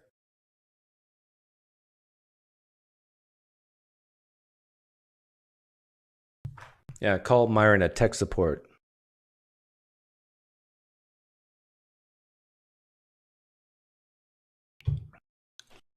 He read the Quran in the Christian context. Yeah. But he kept missing my point. Japheth, you kept missing my point. The point is, if Muslims come up to you and say you're going to hell for worshiping a false god, because God is one in Islam, like that, you can't get that's the most important point. They have a creed, just like Christianity has a creed, and the creed is there's only one God, and Allah, and Muhammad is his prophet. That's the creed, right? And if you deny that, I'm sure there's some Muslims who say you could still go to paradise if you're ignorant, but if you've heard the message and you actively reject the truth, I mean, how can you not go to hell? Hey, Tux. Oh, nice background. Hey, good.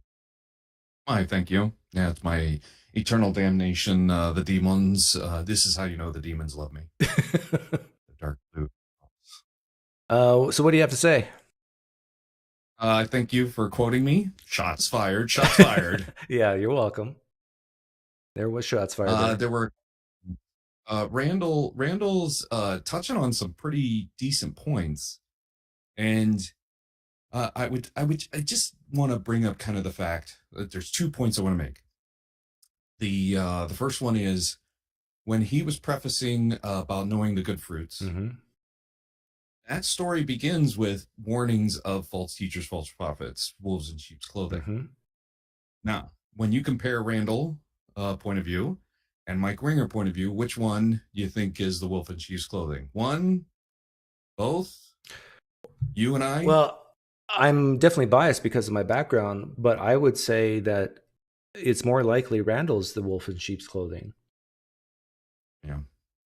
I would have picked Mike. Because he's sincere, but he's got the most and it's not because of clothing. It's because I think that the plain reading of the text is obvious in a lot of these issues, and in order to get around it, Randall Rauser is left with saying, well, yes, the biblical author said this, but it doesn't reflect what the Bible actually teaches. Like, he has to hand wave it. Like, it's basically the apologetic, this is what the Bible says, but it's not what it means. All right, I'll accept that. I don't know. I've heard some of Mike Winger's conversations about whether Satan is in our lives or not, and to me, that's a wolf in sheep's clothing conversation. What I haven't heard Randall saying what? He's got Mike Winger has a whole sermon, a 1 hour, 10-minute sermon, I'd say, on Satan. And the way he glosses over some of that blurred line between Jesus and Satan kind of being the same character. I think he knows in his heart of hearts, that there could be a blurred line between the Jesus, the Christian, and the Satan. No, I don't think so, because he goes to Calvary Temple Church. I went to that denomination for 5 years. I know the representation of that average believer, and I don't think they would be listening to you right now and say, "What are you talking about?" No, Jesus is the good guy, Satan's the bad guy, and yeah. Well, to do that, you have to kind of remove a few pieces from the Satan mantra, and Mike Winger's kind of glazed over those and just kind of made it sound like, to his congregation anyway, that it wasn't any big thing, but it is a big thing to me anyway. Yeah, and then I was just going to say, the Mike Winger version of Christianity is that Yahweh hates certain people, and I do think that's biblical. And whereas a Randall Rauser type Christian would say, no, Yahweh doesn't hate anyone. He loves all his children. And he's begging people to come to him and blah, blah, blah. But I actually think the Mike Winger version and the Calvinist version of God's wrath burns upon some people. And he doesn't throw sins into hell. He throws sinners into hell. That's the type of Christianity Mike Winger represents. And I think that is the biblical one. And that's the most terrible one. And in other words, the most terrible version of Christianity is the right one.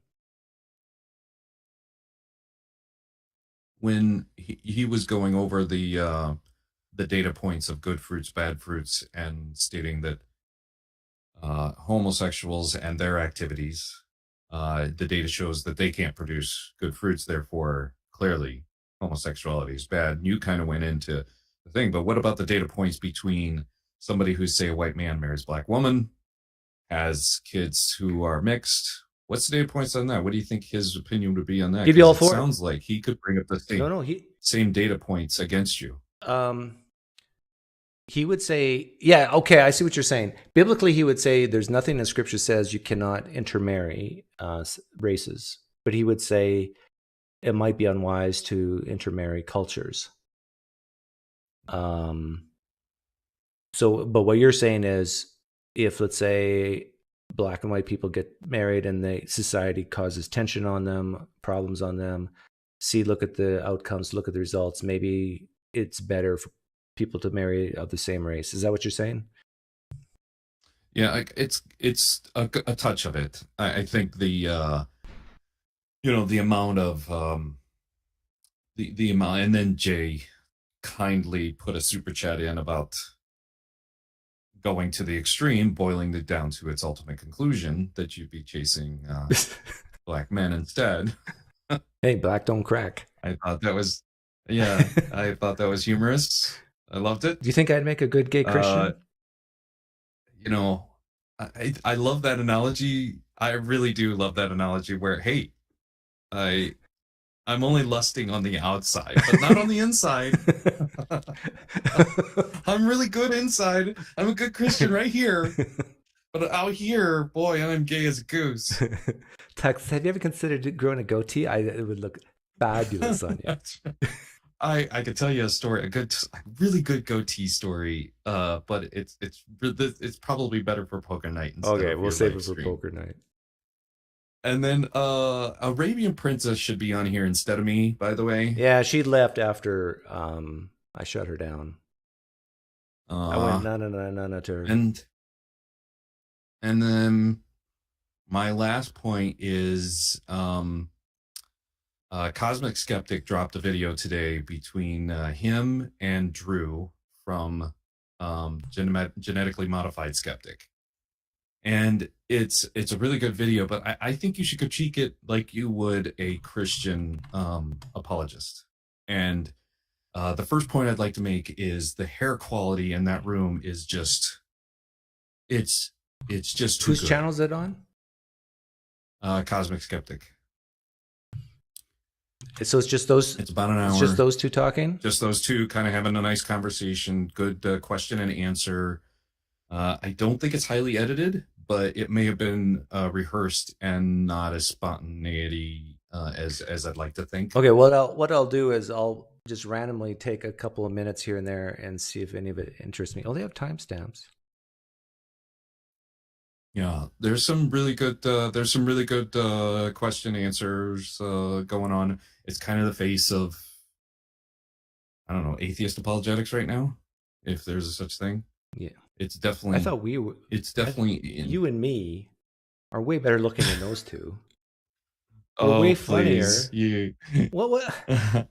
Why are they so popular and people treat us like dirt?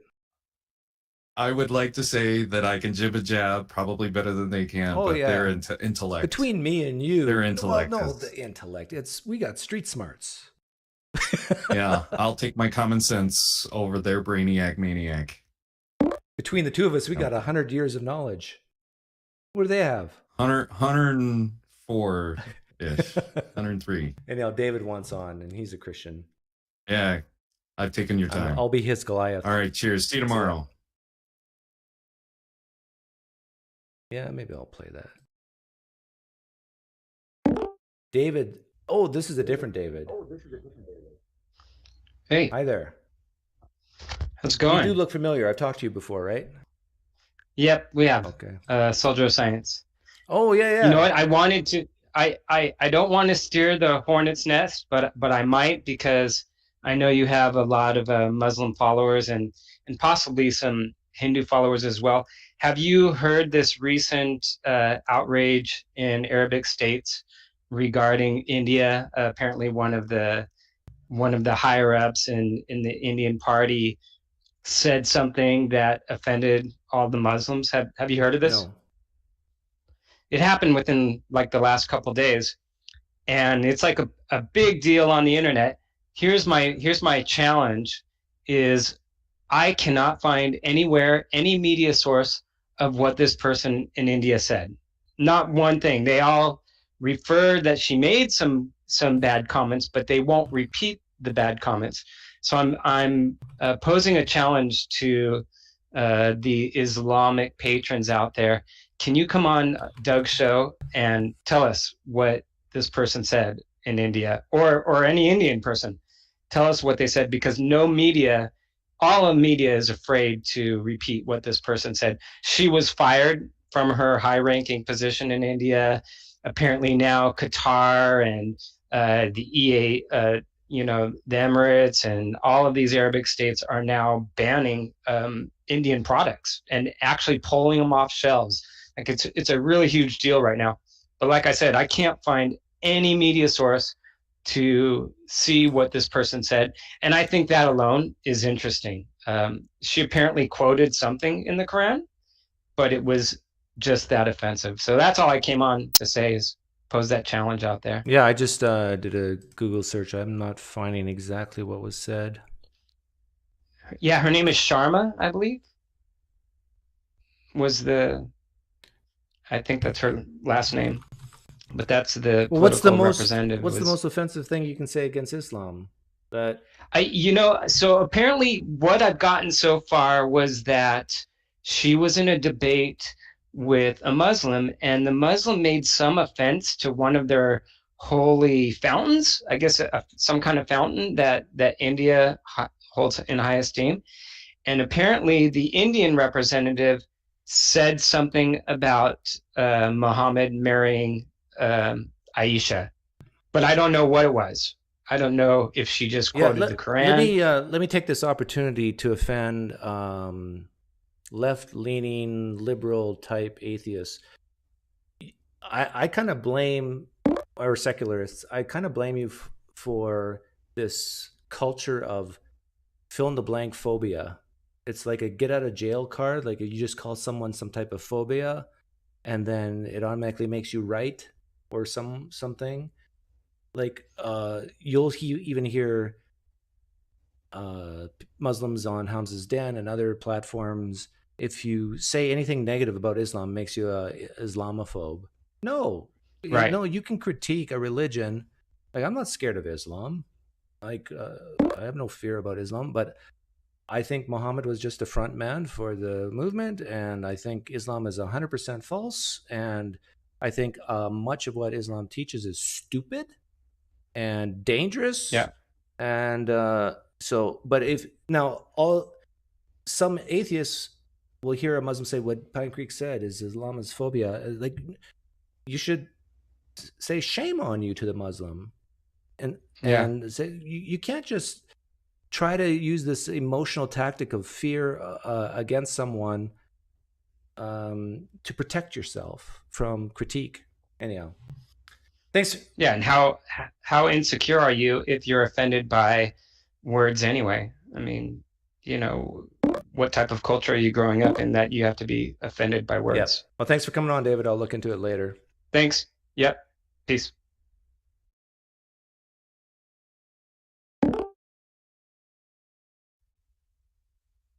Oh, it's the lonely guy. You got to get some friends, game.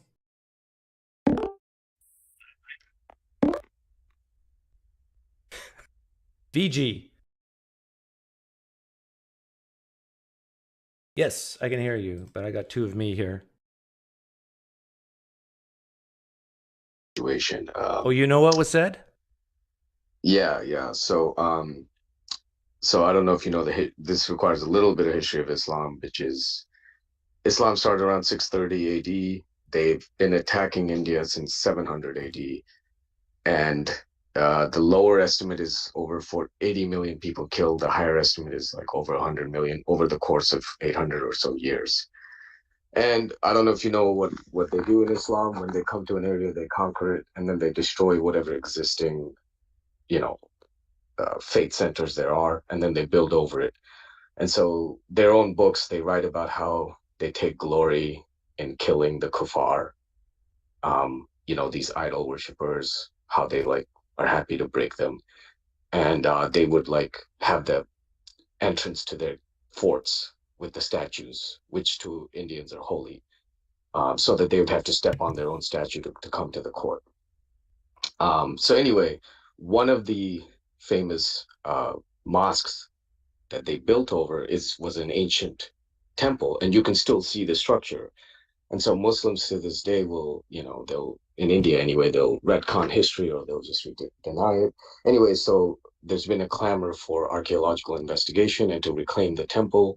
And if you have eyes, you can see it's a temple. It's not a secret. But they opened the temple, they found of course, vestiges of Indian belief systems.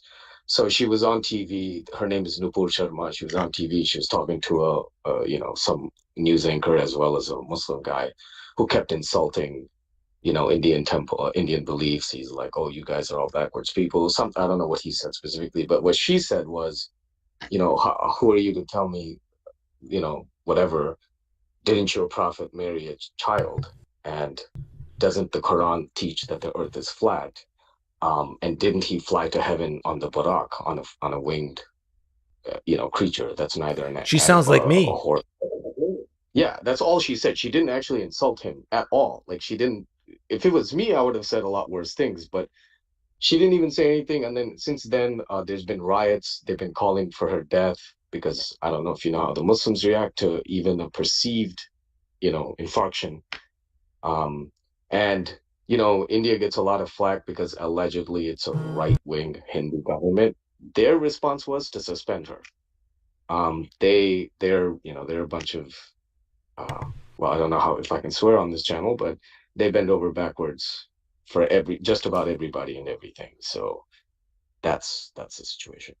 Okay. So it sounds like She basically asked a pointed question about some things that are very uncomfortable for Muslims to answer.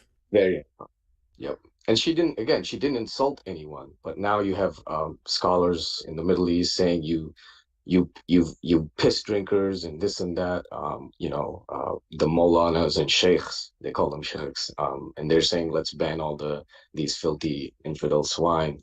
They're just saying the worst, most racist shit you can think of. How can humanity progress if people get so sensitive? I can't relate to it anymore. I guess maybe 30 years ago I could. Look, the minute you enter Islam, you got to leave your brain at the door. And at least in Christianity, there's room for dissent. Although, of course, you have to be a blind follower at the end of the day. But with Islam, especially, it's, they even perceive that you said something, boom, your head is gone. It's chopped off. So. Oh my goodness. And by the way, that's not like there's active threats against her from police intelligence. That's not just hyperbole. I don't know if you know what's happening in India. They've been like, if you go right now in India and you post something against Muhammad, there will be a target on you. You like chances are you're gonna die with beheading or something or the other, getting shot. I don't know if you know. So if I lived in India, I'd be dead by now. Yes, you'd probably be. Yeah. Well, I'm glad I live in America, a country where the state of Arizona could wipe out Russia. Yeah. Well, it's not India. It's Muslims. That's right. Yeah. And I don't mean to say like anything quote unquote Islamophobic as they call it. But what else are you gonna say? Like it's one specific religion that reacts one specific way. What can you do? So how can we get society to hear something that's really offensive to them and not react? So I don't know if you know, I don't know how much you care to know about this. India has blasphemy laws. So stop me anytime. I don't know what the purview of the show is. I wasn't aware of it, but I believe it.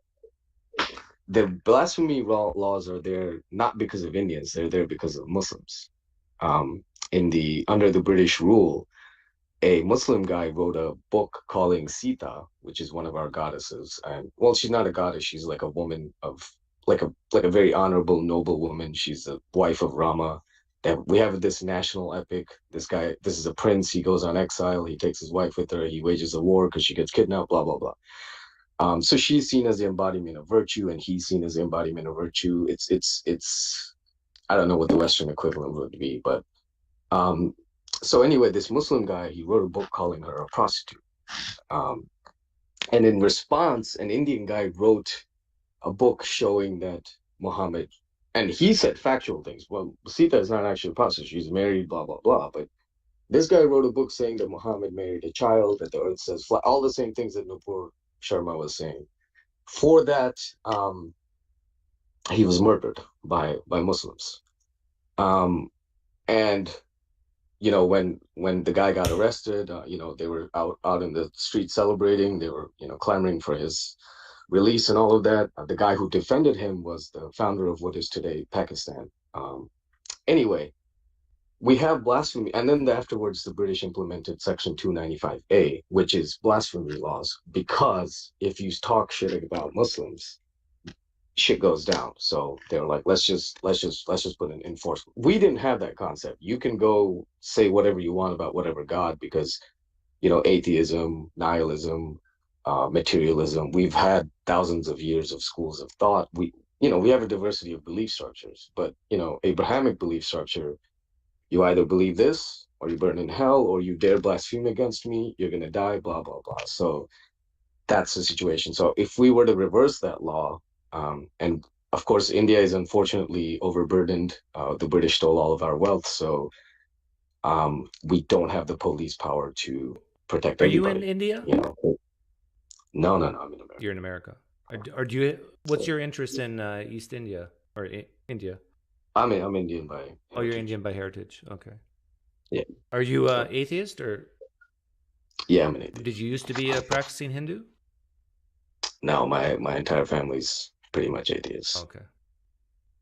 Well, that's the thing though. What does practicing Hindu mean? Because Hindu includes atheism. So I call myself quote unquote Hindu. I don't like that word because it's a Persian word, but Hindu is a foreign word. We don't use, it's not a native word to describe you know, you're talking about a collection of beliefs that it comprises like a complete spectrum of belief pluralism. systems. So atheism on one hand, polytheism on the other hand, all are quote unquote Hindu. So what's Hindu and what's not? Like, you know, how does that work? You know, so well, and it, like, I'll go to a temple, but it's just it's our culture. It's beautiful to me. We celebrate nature. By the way, I remember last week or so you were saying I'd love to have this conversation with a vegan guy or vegetarian guy who you know, talks for animals. So I'd be okay. I'd be down for that. Well, you're a vegan. I'm not a full vegan yet, but I'm hey, that's like being kind of pregnant. You're either a vegan or you're not. I had a little bit of whey protein that I'm finishing up, and after that, I'll probably. I'm a vegan, but I just love, you know, I had chicken last night, and yeah. Anyhow, take care, VJ. Thanks for the information. Thanks, man. Be good. Bye. Oh, here's my favorite Russian. This Russian's not insecure. Right, Elias? You're not insecure.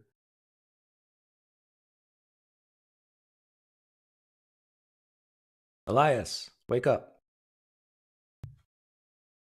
He'll be here in a second or two.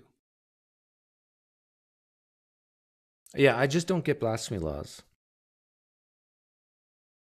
Like, is there anything I can say to make the creator of the universe cry? If not, then you shouldn't cry either. It's weak-minded humans that get offended, not the creator of the universe. If Allah is real, he looks at me and says, what's this PineCreek? Who cares what he says? He's an ant, right? I know Muslims are listening right now and they'll say, yeah, you're right. You're an ant compared to Allah. There's nothing you can say to offend him. He's bulletproof. So be more like Allah. Hear blasphemy right in your own ears and say, doesn't make a dent. Elias, I can't hear you. If you can hear me, I can't hear you.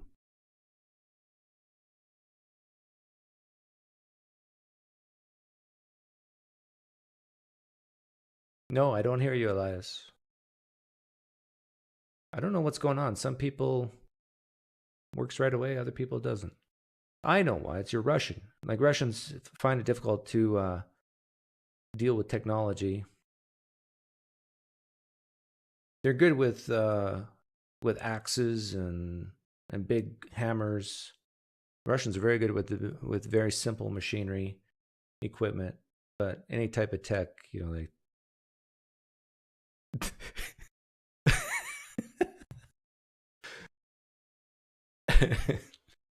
Elias is fuming right now, but I can't hear him, so I'm just imagining how red he is right now.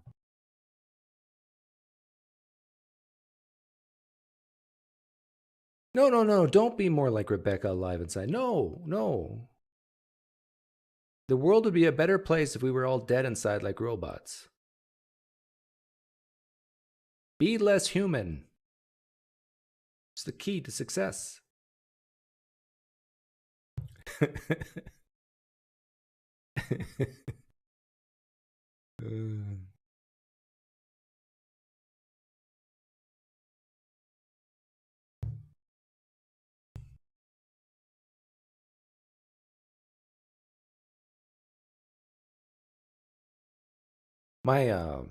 Sometimes people ask me, Doug, what's your worst quality? Like, what's the downside of being you, Doug? And I'd say my humanity.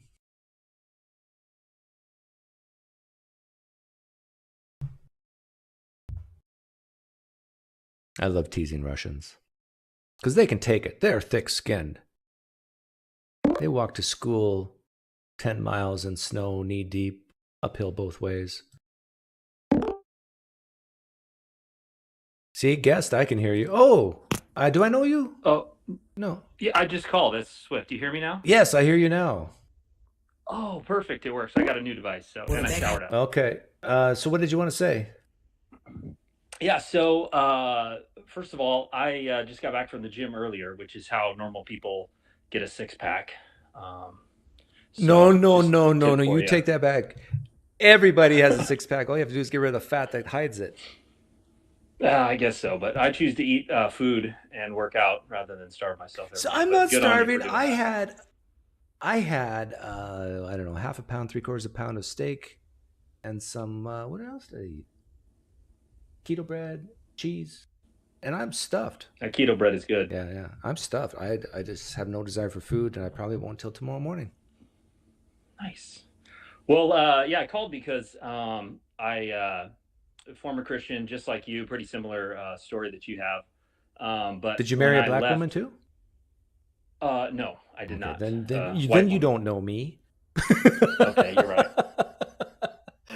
right. No, but towards the end of it, I jumped around from Baptist and then ended like Doug Wilson Reformed Christianity, and then just some personal stuff went on in my life. Started questioning some things, and my dad actually gave me that Pete Enns book that I read, and then I became like a Pete Enns, Randall Rauser Christian. Say all the stuff in the Old Testament may or may not be true, but what we really care about is following Jesus' example, right? Mhm. But then I went through and I was looking like, what do we have of any character examples of Jesus in the Bible? Right. So I started going through and listing them. And there's not a lot. And then there's a few of them that may or may not even. Well, there is a lot have if ever- you are saying the being God. Jesus is the being God. The Old Testament's full of character of Yahweh. Right, but if you're taking just Jesus, they like to go with just Jesus of the New Testament. That's Yeah. we're just going to be like Jesus, but there's not a lot in Well, there. back up a that you second. can Why did your find. dad give you that book? Is he a progressive Christian? No, he's an atheist. Oh, he's now an too. atheist. But when he gave you the book, Yeah, what was huge he? fan. Progressive. Okay. So yeah, He was like 2 years ahead of me on everything. yeah, it's a stepping stone, right? You go from conservative to progressive to atheist. Right. Yeah. But I started looking at all the Jesus stuff, and there's nothing in there that really shows his character. Yeah, he healed some people. He was nice to a woman at a well.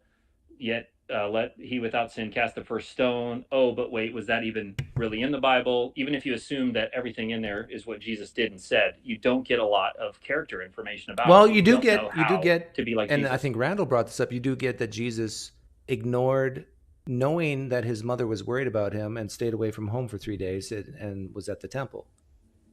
Right, but then you throw that out because it doesn't fit the Jesus character. And if you start throwing things out like that, which is kind of what I did, you get to a point where you don't have much left and you're like, oh, even this whole I'll just be like Jesus thing, there's not a lot to go off of to be like Jesus. Yeah. I don't know. And he also called a Samaritan woman a dog. He did. He The Pharisees a brood of vipers. he right? lied in is it John? 1 John? He said he was going to go to the feast, but he lied and didn't. But he didn't. Because his time had not come. So Yep. we know. I So don't know. according to Ray Comfort, you're familiar with him, right? Oh, very. I would love to have Ray Comfort interview Jesus and say, Jesus, have you ever lied? Well, yeah. You ever told a lie? You ever told a lie? Yeah, I told my disciples I would go to the feast and I didn't. Well, that makes you a liar, Jesus. Yeah, Jesus wouldn't pass Ray Comfort's test, I don't think. No. So Yeah. you read the book, you became a progressive Christian, and 2 years later you became an atheist? It was a slow process. I would say a process of about 3 years before I like officially was ready to say. Can you hold up your left that hand? I'm an atheist? Oh, you're not married. Not anymore. Uh-oh. Was this because you became an atheist? No. Not totally, but it certainly it wasn't a consequence of me doing that. No. Okay. It's not like she left because I don't love Jesus anymore. Okay. Because you hear that story Yeah. often. Yeah, no, thankfully it was very good as far as those things can go. So Yeah.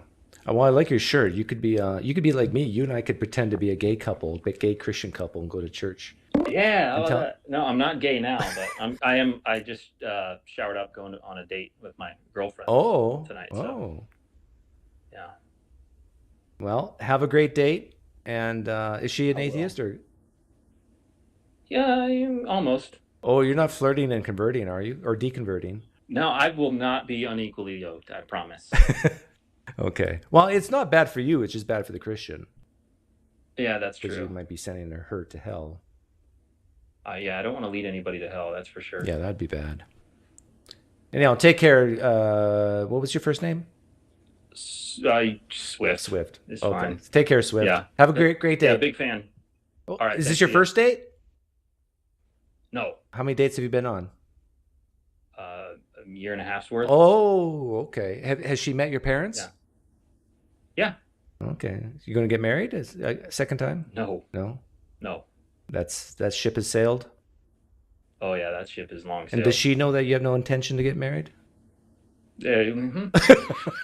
She does now. Well, I don't think she's a big PineCreek fan. Yeah, I only have like 8% women watching. So, anyhow, take care. Have a great day. All right, Elias. Still can't hear you, Elias. You Russians and your ignorance of technology. Have you seen the new Top Gun movie, Elias? We've got Elias the Russian. He's on hold here. He's trying to figure his mic out. But Elias, you should watch the Top Gun movie because I think they have some Russian MiGs in there, and it just shows the clear superiority of the American dogfighting versus the Russian. Like the Russians just they don't know what to do. Like they can have better equipment even, and it's no use. Watch the Top Gun movie, Elias. It's a documentary. He left.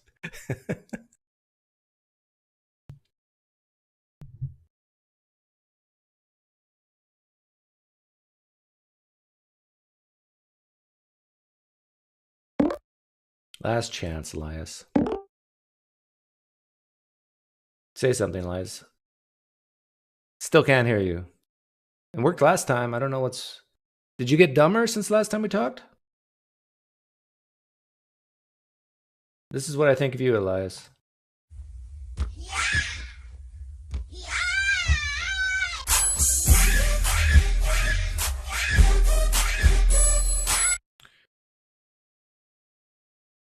Now he really wants to talk to me.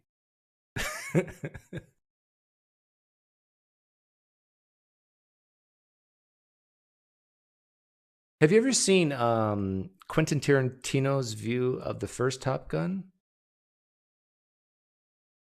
That it's actually a story about homosexuality.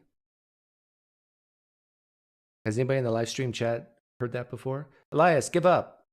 I don't know what's wrong, but I can't hear you.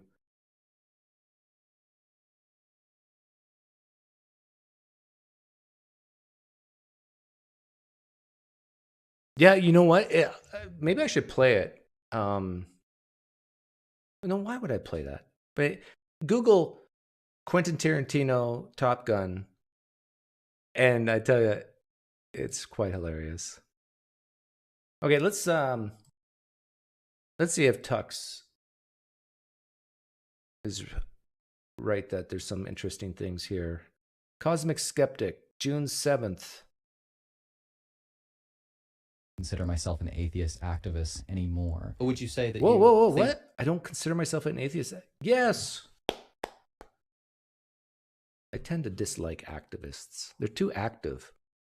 There is no God. Yeah, that's actually really difficult. Calling them irrational and just flatly delusional in a very the God delusion kind of way is not me anymore.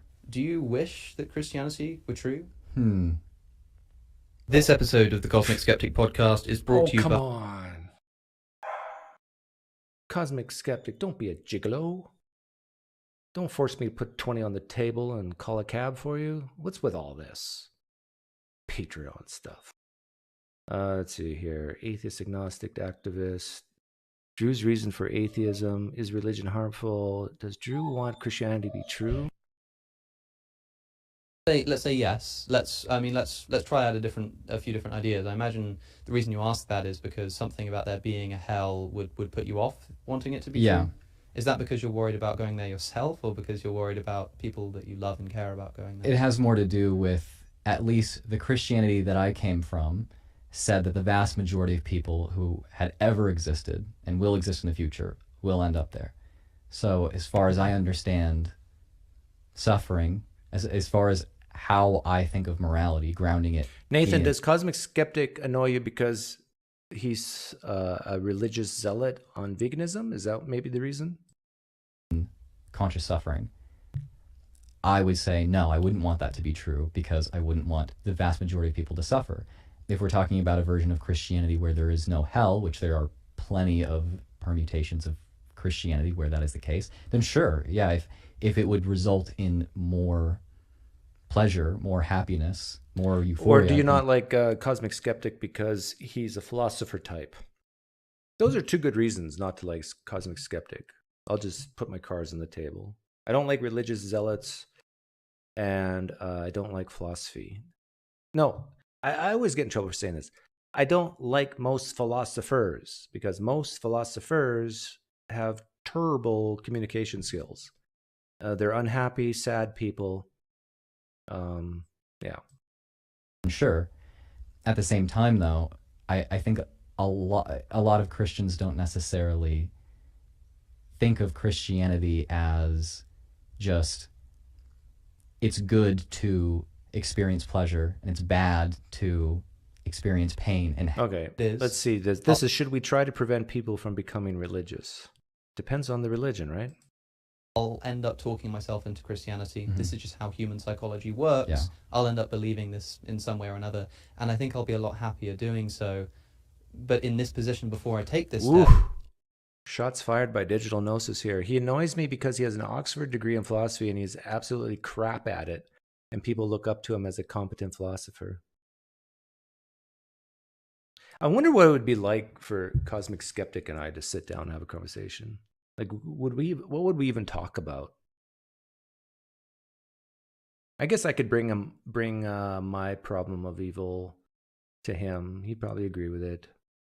What else? I'd talk about my flying man and say, yeah, that's a good thing. And then he'd probably spend the rest of the time saying, what? You're on a carnivore diet right now? I know that I'm essentially fooling myself, but at that point it won't matter, because I'll just be convinced that it's true. And I'm about to do this. I'm about to just fool myself into believing something that I don't think is true for the sake of my own spiritual well-being. How would you react? I don't think I would scorn them in the way that some people might expect when I've advocated for skepticism and more rationalism in the past. I would understand why they would want to do that. I don't think okay, that's boring. Let's see. Has Drew ever been pulled back to Christianity? Became one. I think as far as my confidence that the supernatural, or specifically gods, exist, I have always been about the same. Really, the thing that's changed has just been my orientation toward the question of, is it harmful to believe those things if I don't think that there's good reason to think that they're real? So my agnosticism or my atheism hasn't changed much. In fact, I would say that I think I understand more about the evolution of God, as we were talking about.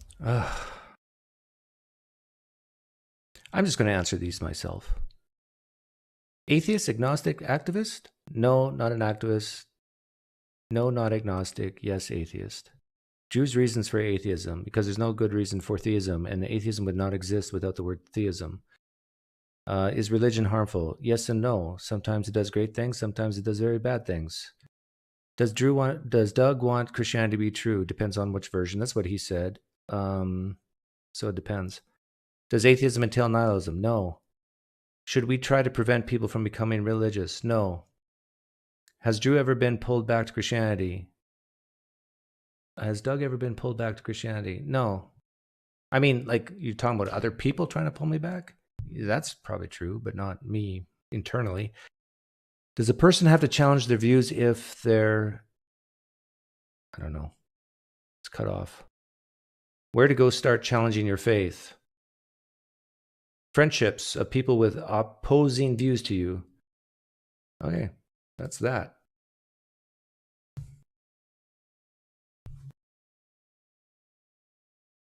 What was that other question? Does a person have to challenge their views if they're too scared to? No, they don't have to do anything, but if they want to go towards this thing we call truth, they have to challenge themselves, make them feel uncomfortable once in a while. G. Bundy, thank you. I dislike philosophy because of penal. What? I can't say that out loud. I'm a good boy. I'm a real boy. Don't pay money to get me to say bad things. Such foul thoughts and languages.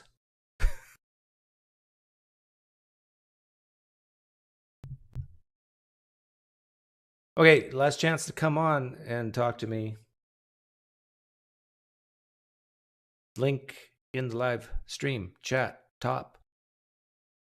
If we shouldn't stop people from being religious, why do you tell people that you want to lead them to Satan when you speak to them about religion? Jerome Robinson. Do you not know what sarcasm is? I say that to people because I know some Christians, some Muslims think that, and they want to know my motives desperately. They want to say, well, why are you being so nice? You're really trying to pull. So what they're thinking, I will say out loud. Now, I know sometimes people don't think that, and then sometimes I'm wrong, but still it's funny even when I do say it. So I decided years ago to have people, especially conservative fundamental types, think the worst possible thoughts of me and enjoy it. You listening, Jerome Robinson? I enjoy when people say, see, Doug is trying to pull me away from Christianity and lead me to hell. See, he even admits it. I love it when they say that. It makes me all warm and tingly inside. I remember oftentimes in my description, when I make those short videos, I'll say, this clip taken out of context, edited, blah, blah, blah. I'll say that in my description. Most of you don't even know how to read the description box because you're from Tuscaloosa or someplace like that. But if you read it, I often say things like that. And then I just love it when Christians or Muslims say, see, he admits it. He took it out of context.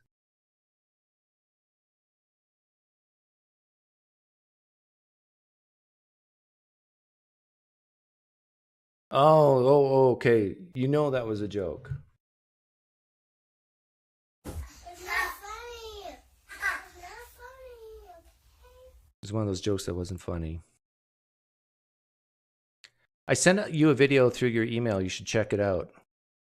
Uh-oh. Yeah, you're going to get my social security number, right? If I open it up.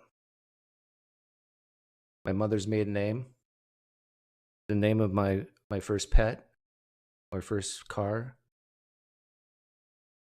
Bizarre. Oh, it's on YouTube, so it's safe. A sermon.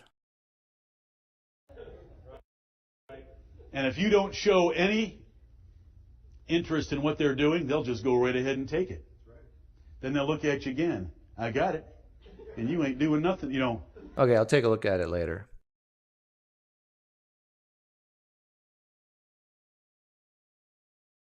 Digital Gnosis, you blocked me because I have a discussion about God. Is this the cancel culture, sir? No. Nathan blocked you, Mo Murray, because you're not bright.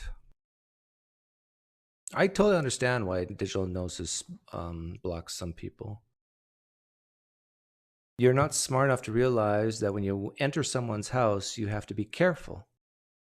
You don't insult your host. Everybody knows that. So my advice to Mo Murray is if you want to be unblocked by Nathan, don't make any claims. Ask very short, simple questions. Establish a rapport. Don't be a stranger. Establish some type of friendship before you get into the meat. It's a long process to build respect and some type of relationship. This is the mistake most atheists and Christians that whatever make when they go on YouTube and make comments. Like if you really have a desire to change people's minds, this is the way you do it. You have to do it extremely slowly.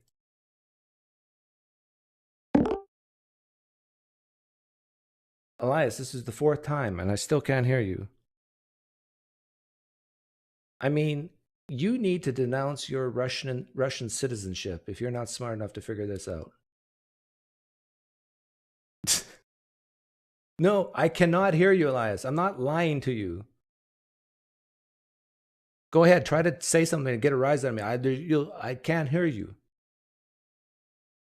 You're talking to yourself right now. But I know you can hear me. So that's why I like, offending you. Go put on your green army boots and go hammer some wood.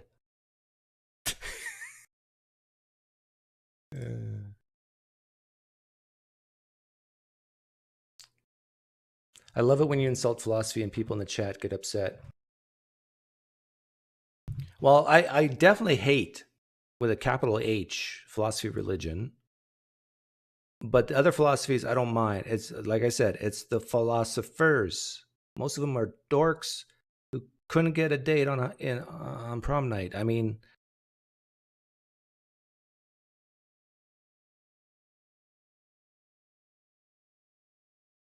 and dare I say, most of them are not that bright either.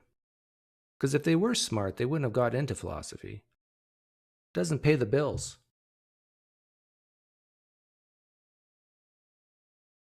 But maybe pain, there's more to life than money. But being a philosopher doesn't even get you respect. It gets you neither money nor respect.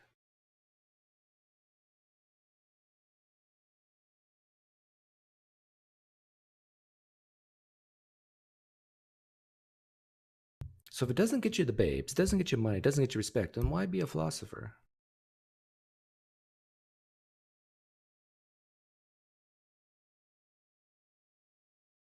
PineCreek blocked me too. But he has the right. I was spamming on his chat. Oh, so okay, yeah, he admits it.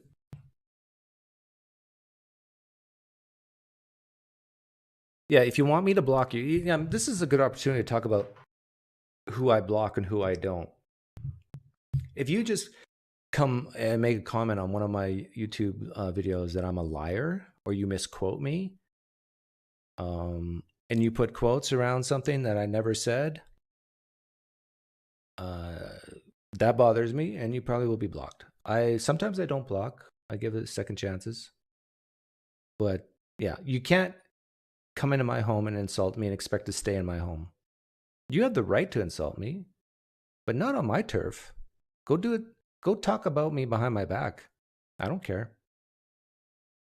Or come face to face too. That's fine. But don't expect to, have a right to say what you want to say in my house.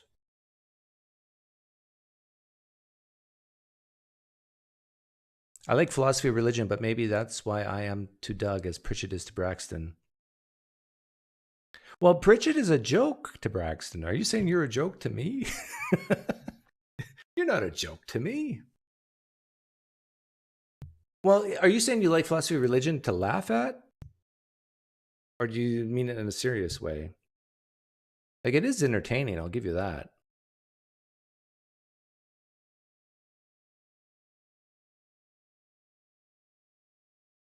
See, but these two guys here, this guy and this guy and this guy, I mean, they're just, for me, for my taste, they're too nice, too boring. It's like,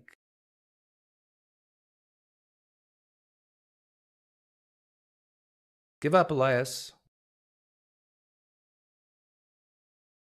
You can't get into my whereby. Your mother probably doesn't love you.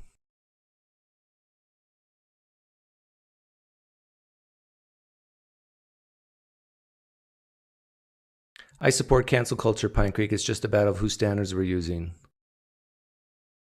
In the arena of ideas, in the public forum, I think there's almost nothing someone can say.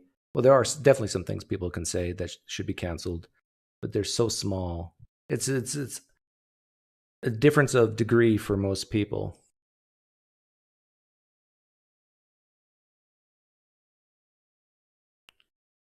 And yeah, you have your standard, I have mine. Didn't Bonson say that, Jim Bob? Greg Bonson, the great Greg Bonson? That people will start from their own presuppositions?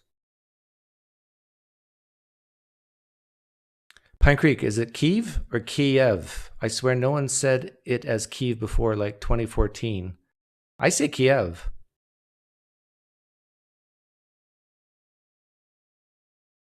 Have philosophers ever settled a question? No, if they settle questions, then they're out of a job.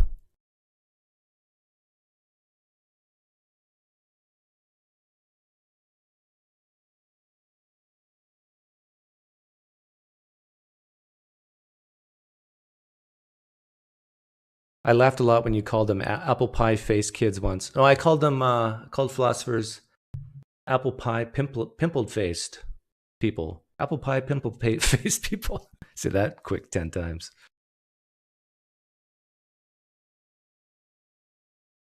Anybody who comes on my channel and uses A, big words, or B, ideas that are so esoteric, that's a big word, I know. To me, it just screams that they're trying to look smarter than they are. And trust me, I know my fair share of words, but I don't like if you can talk plainly and simply, do it.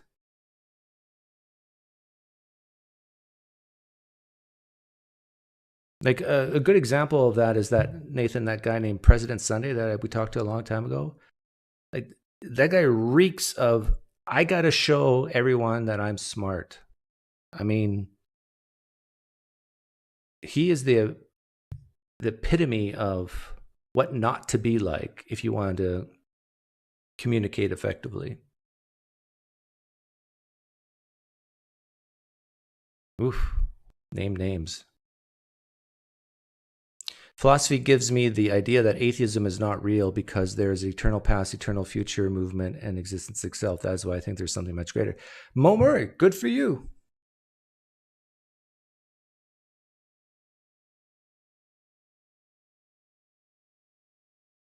I'll be honest, I'll just say I don't care. The real question is, if you're a Muslim, why? If you're a Christian, why? If you're a Mormon, why? If you want to believe in a higher power, knock yourself out. That's why I go bottom up.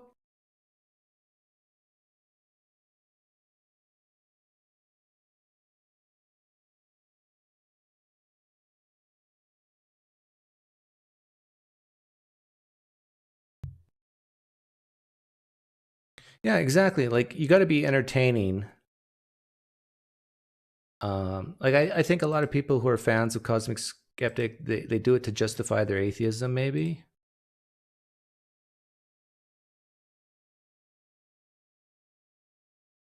And for guys like Drew, he's apple pie faced enough that you can send links to Christians and they can sort of tolerate him because he's so nice and calm. And I am too, but you know, I will definitely say things that will cause Christians to click off more so than Drew. But I don't believe in any specific religion. Okay, good for you, Mo Murray. But don't proselytize your theism on me. I mean, just let me and Nathan be. Oh, you know, why are you?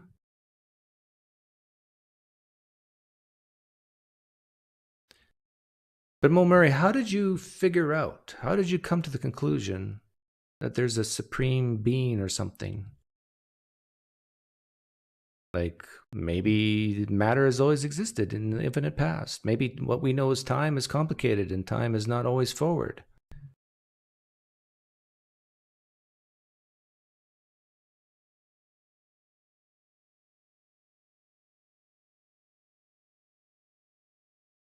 Hey, Travis, easy on the promoting your own channel.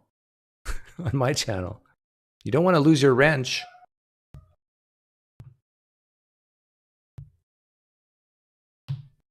Oh yeah, can you imagine if I forked my tongue?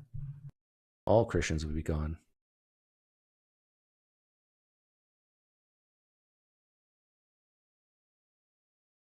That is gross. Like, I've seen some people with forked tongues. I gotta admit, that is creepy. because you can kind of have one side go up. I mean, it's creepy. Is like when some people can keep their eyeball still and move the other one. That's icky. That's worse than two men kissing. Ugh. Ugh. Is Travis vegan? No, Travis is the opposite of vegan. He's a carnivore. Like, no joke. He's the biggest. He's like Trump. He's the biggest carnivore out there. Like Travis, whenever you see him on live streams, you can see the blood dripping from his fangs.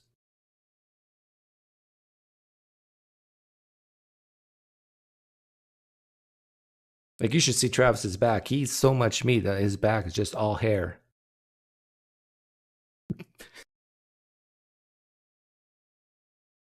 Because of existence itself, I think, well, matter is existence.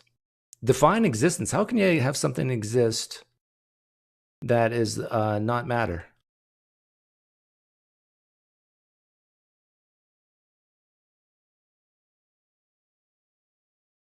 Like, most people will define the word existence as having to do with time, space, matter. All you've done is you've pushed a mystery another step. You've hand-waved a God to help you in your soul be comfortable with why we're here, or why is anything here. That's all. That's all you've done. You've just shifted one mystery to another mystery, and you feel good about it, and you use philosophy to defend it.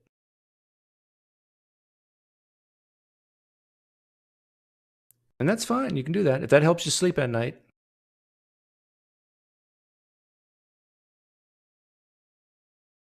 I think that's why most people are religious, to help them sleep at night.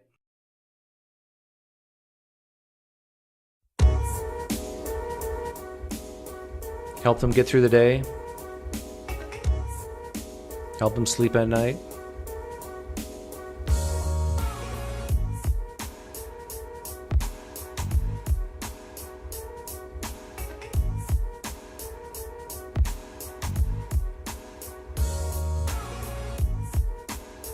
Jay Bundy, I now see what you're doing. You're trying to buy a wrench. You've given me all these super chats over the years, over the year. But Jay Bundy, I am not a gigolo. You can pay me $100 to swear on stream, but you cannot pay me $100 to give you a wrench. By the way, I've done that. So I got $125 once to say the F word. And it's hard for me to say the F word because I'm a good boy.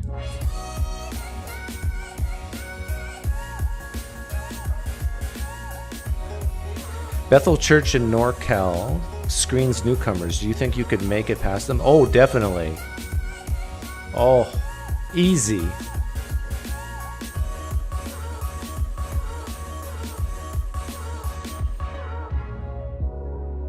I mean, look at me. I look like a Christian youth pastor. All I have to do is buy some ripped jeans, and I would have it down.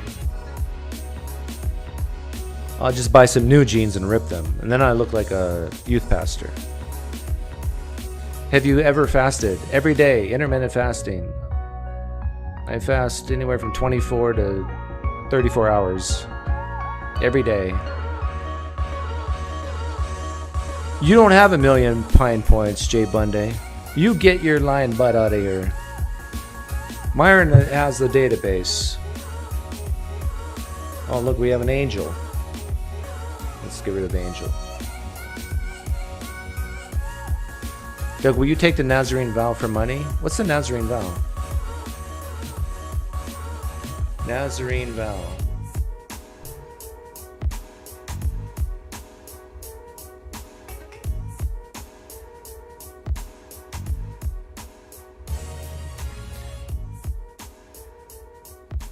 Okay, so the Nazarene vow is, A decision, action, and desire on the part of people whose desires to yield themselves to God completely. By definition, the Hebrew simply means to be separated, consecrated. The Nazarene vow, which appears in number 6, has 5 features. It's voluntary, has a specific time frame. First, the individual enters into this vow voluntarily. The Bible says, speak. What is it already?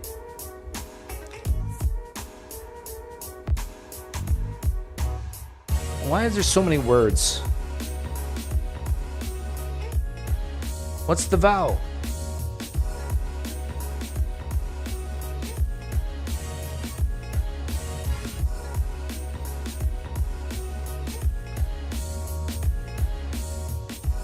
Is there like something you just have to read? Let's try a different website. Make a formal swearing of oath to service of God. Abstain from drinking wine, fermented liquor, including vinegar. Okay, I do that already. That's easy. Let his hair grow uncut for length of that's easy. For the entire period of the vow, he must not come into contact with the corpse. That's easy. And then make his formal swearing of oath. I can do that, but I'd be lying. But I can lie. Because I don't believe God exists. That seems stupid.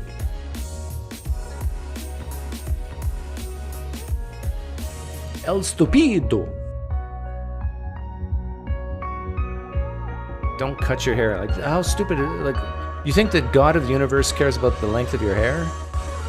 I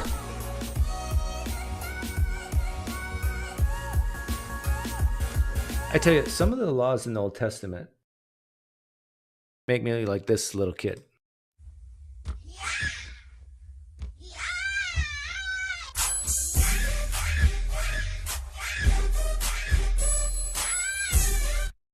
Like, it just is stupid. Right?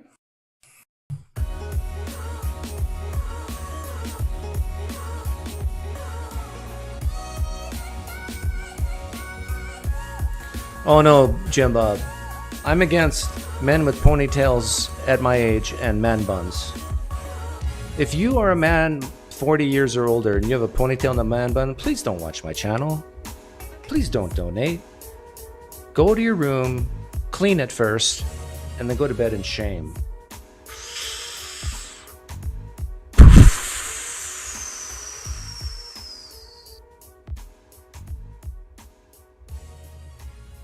Unless you're gay.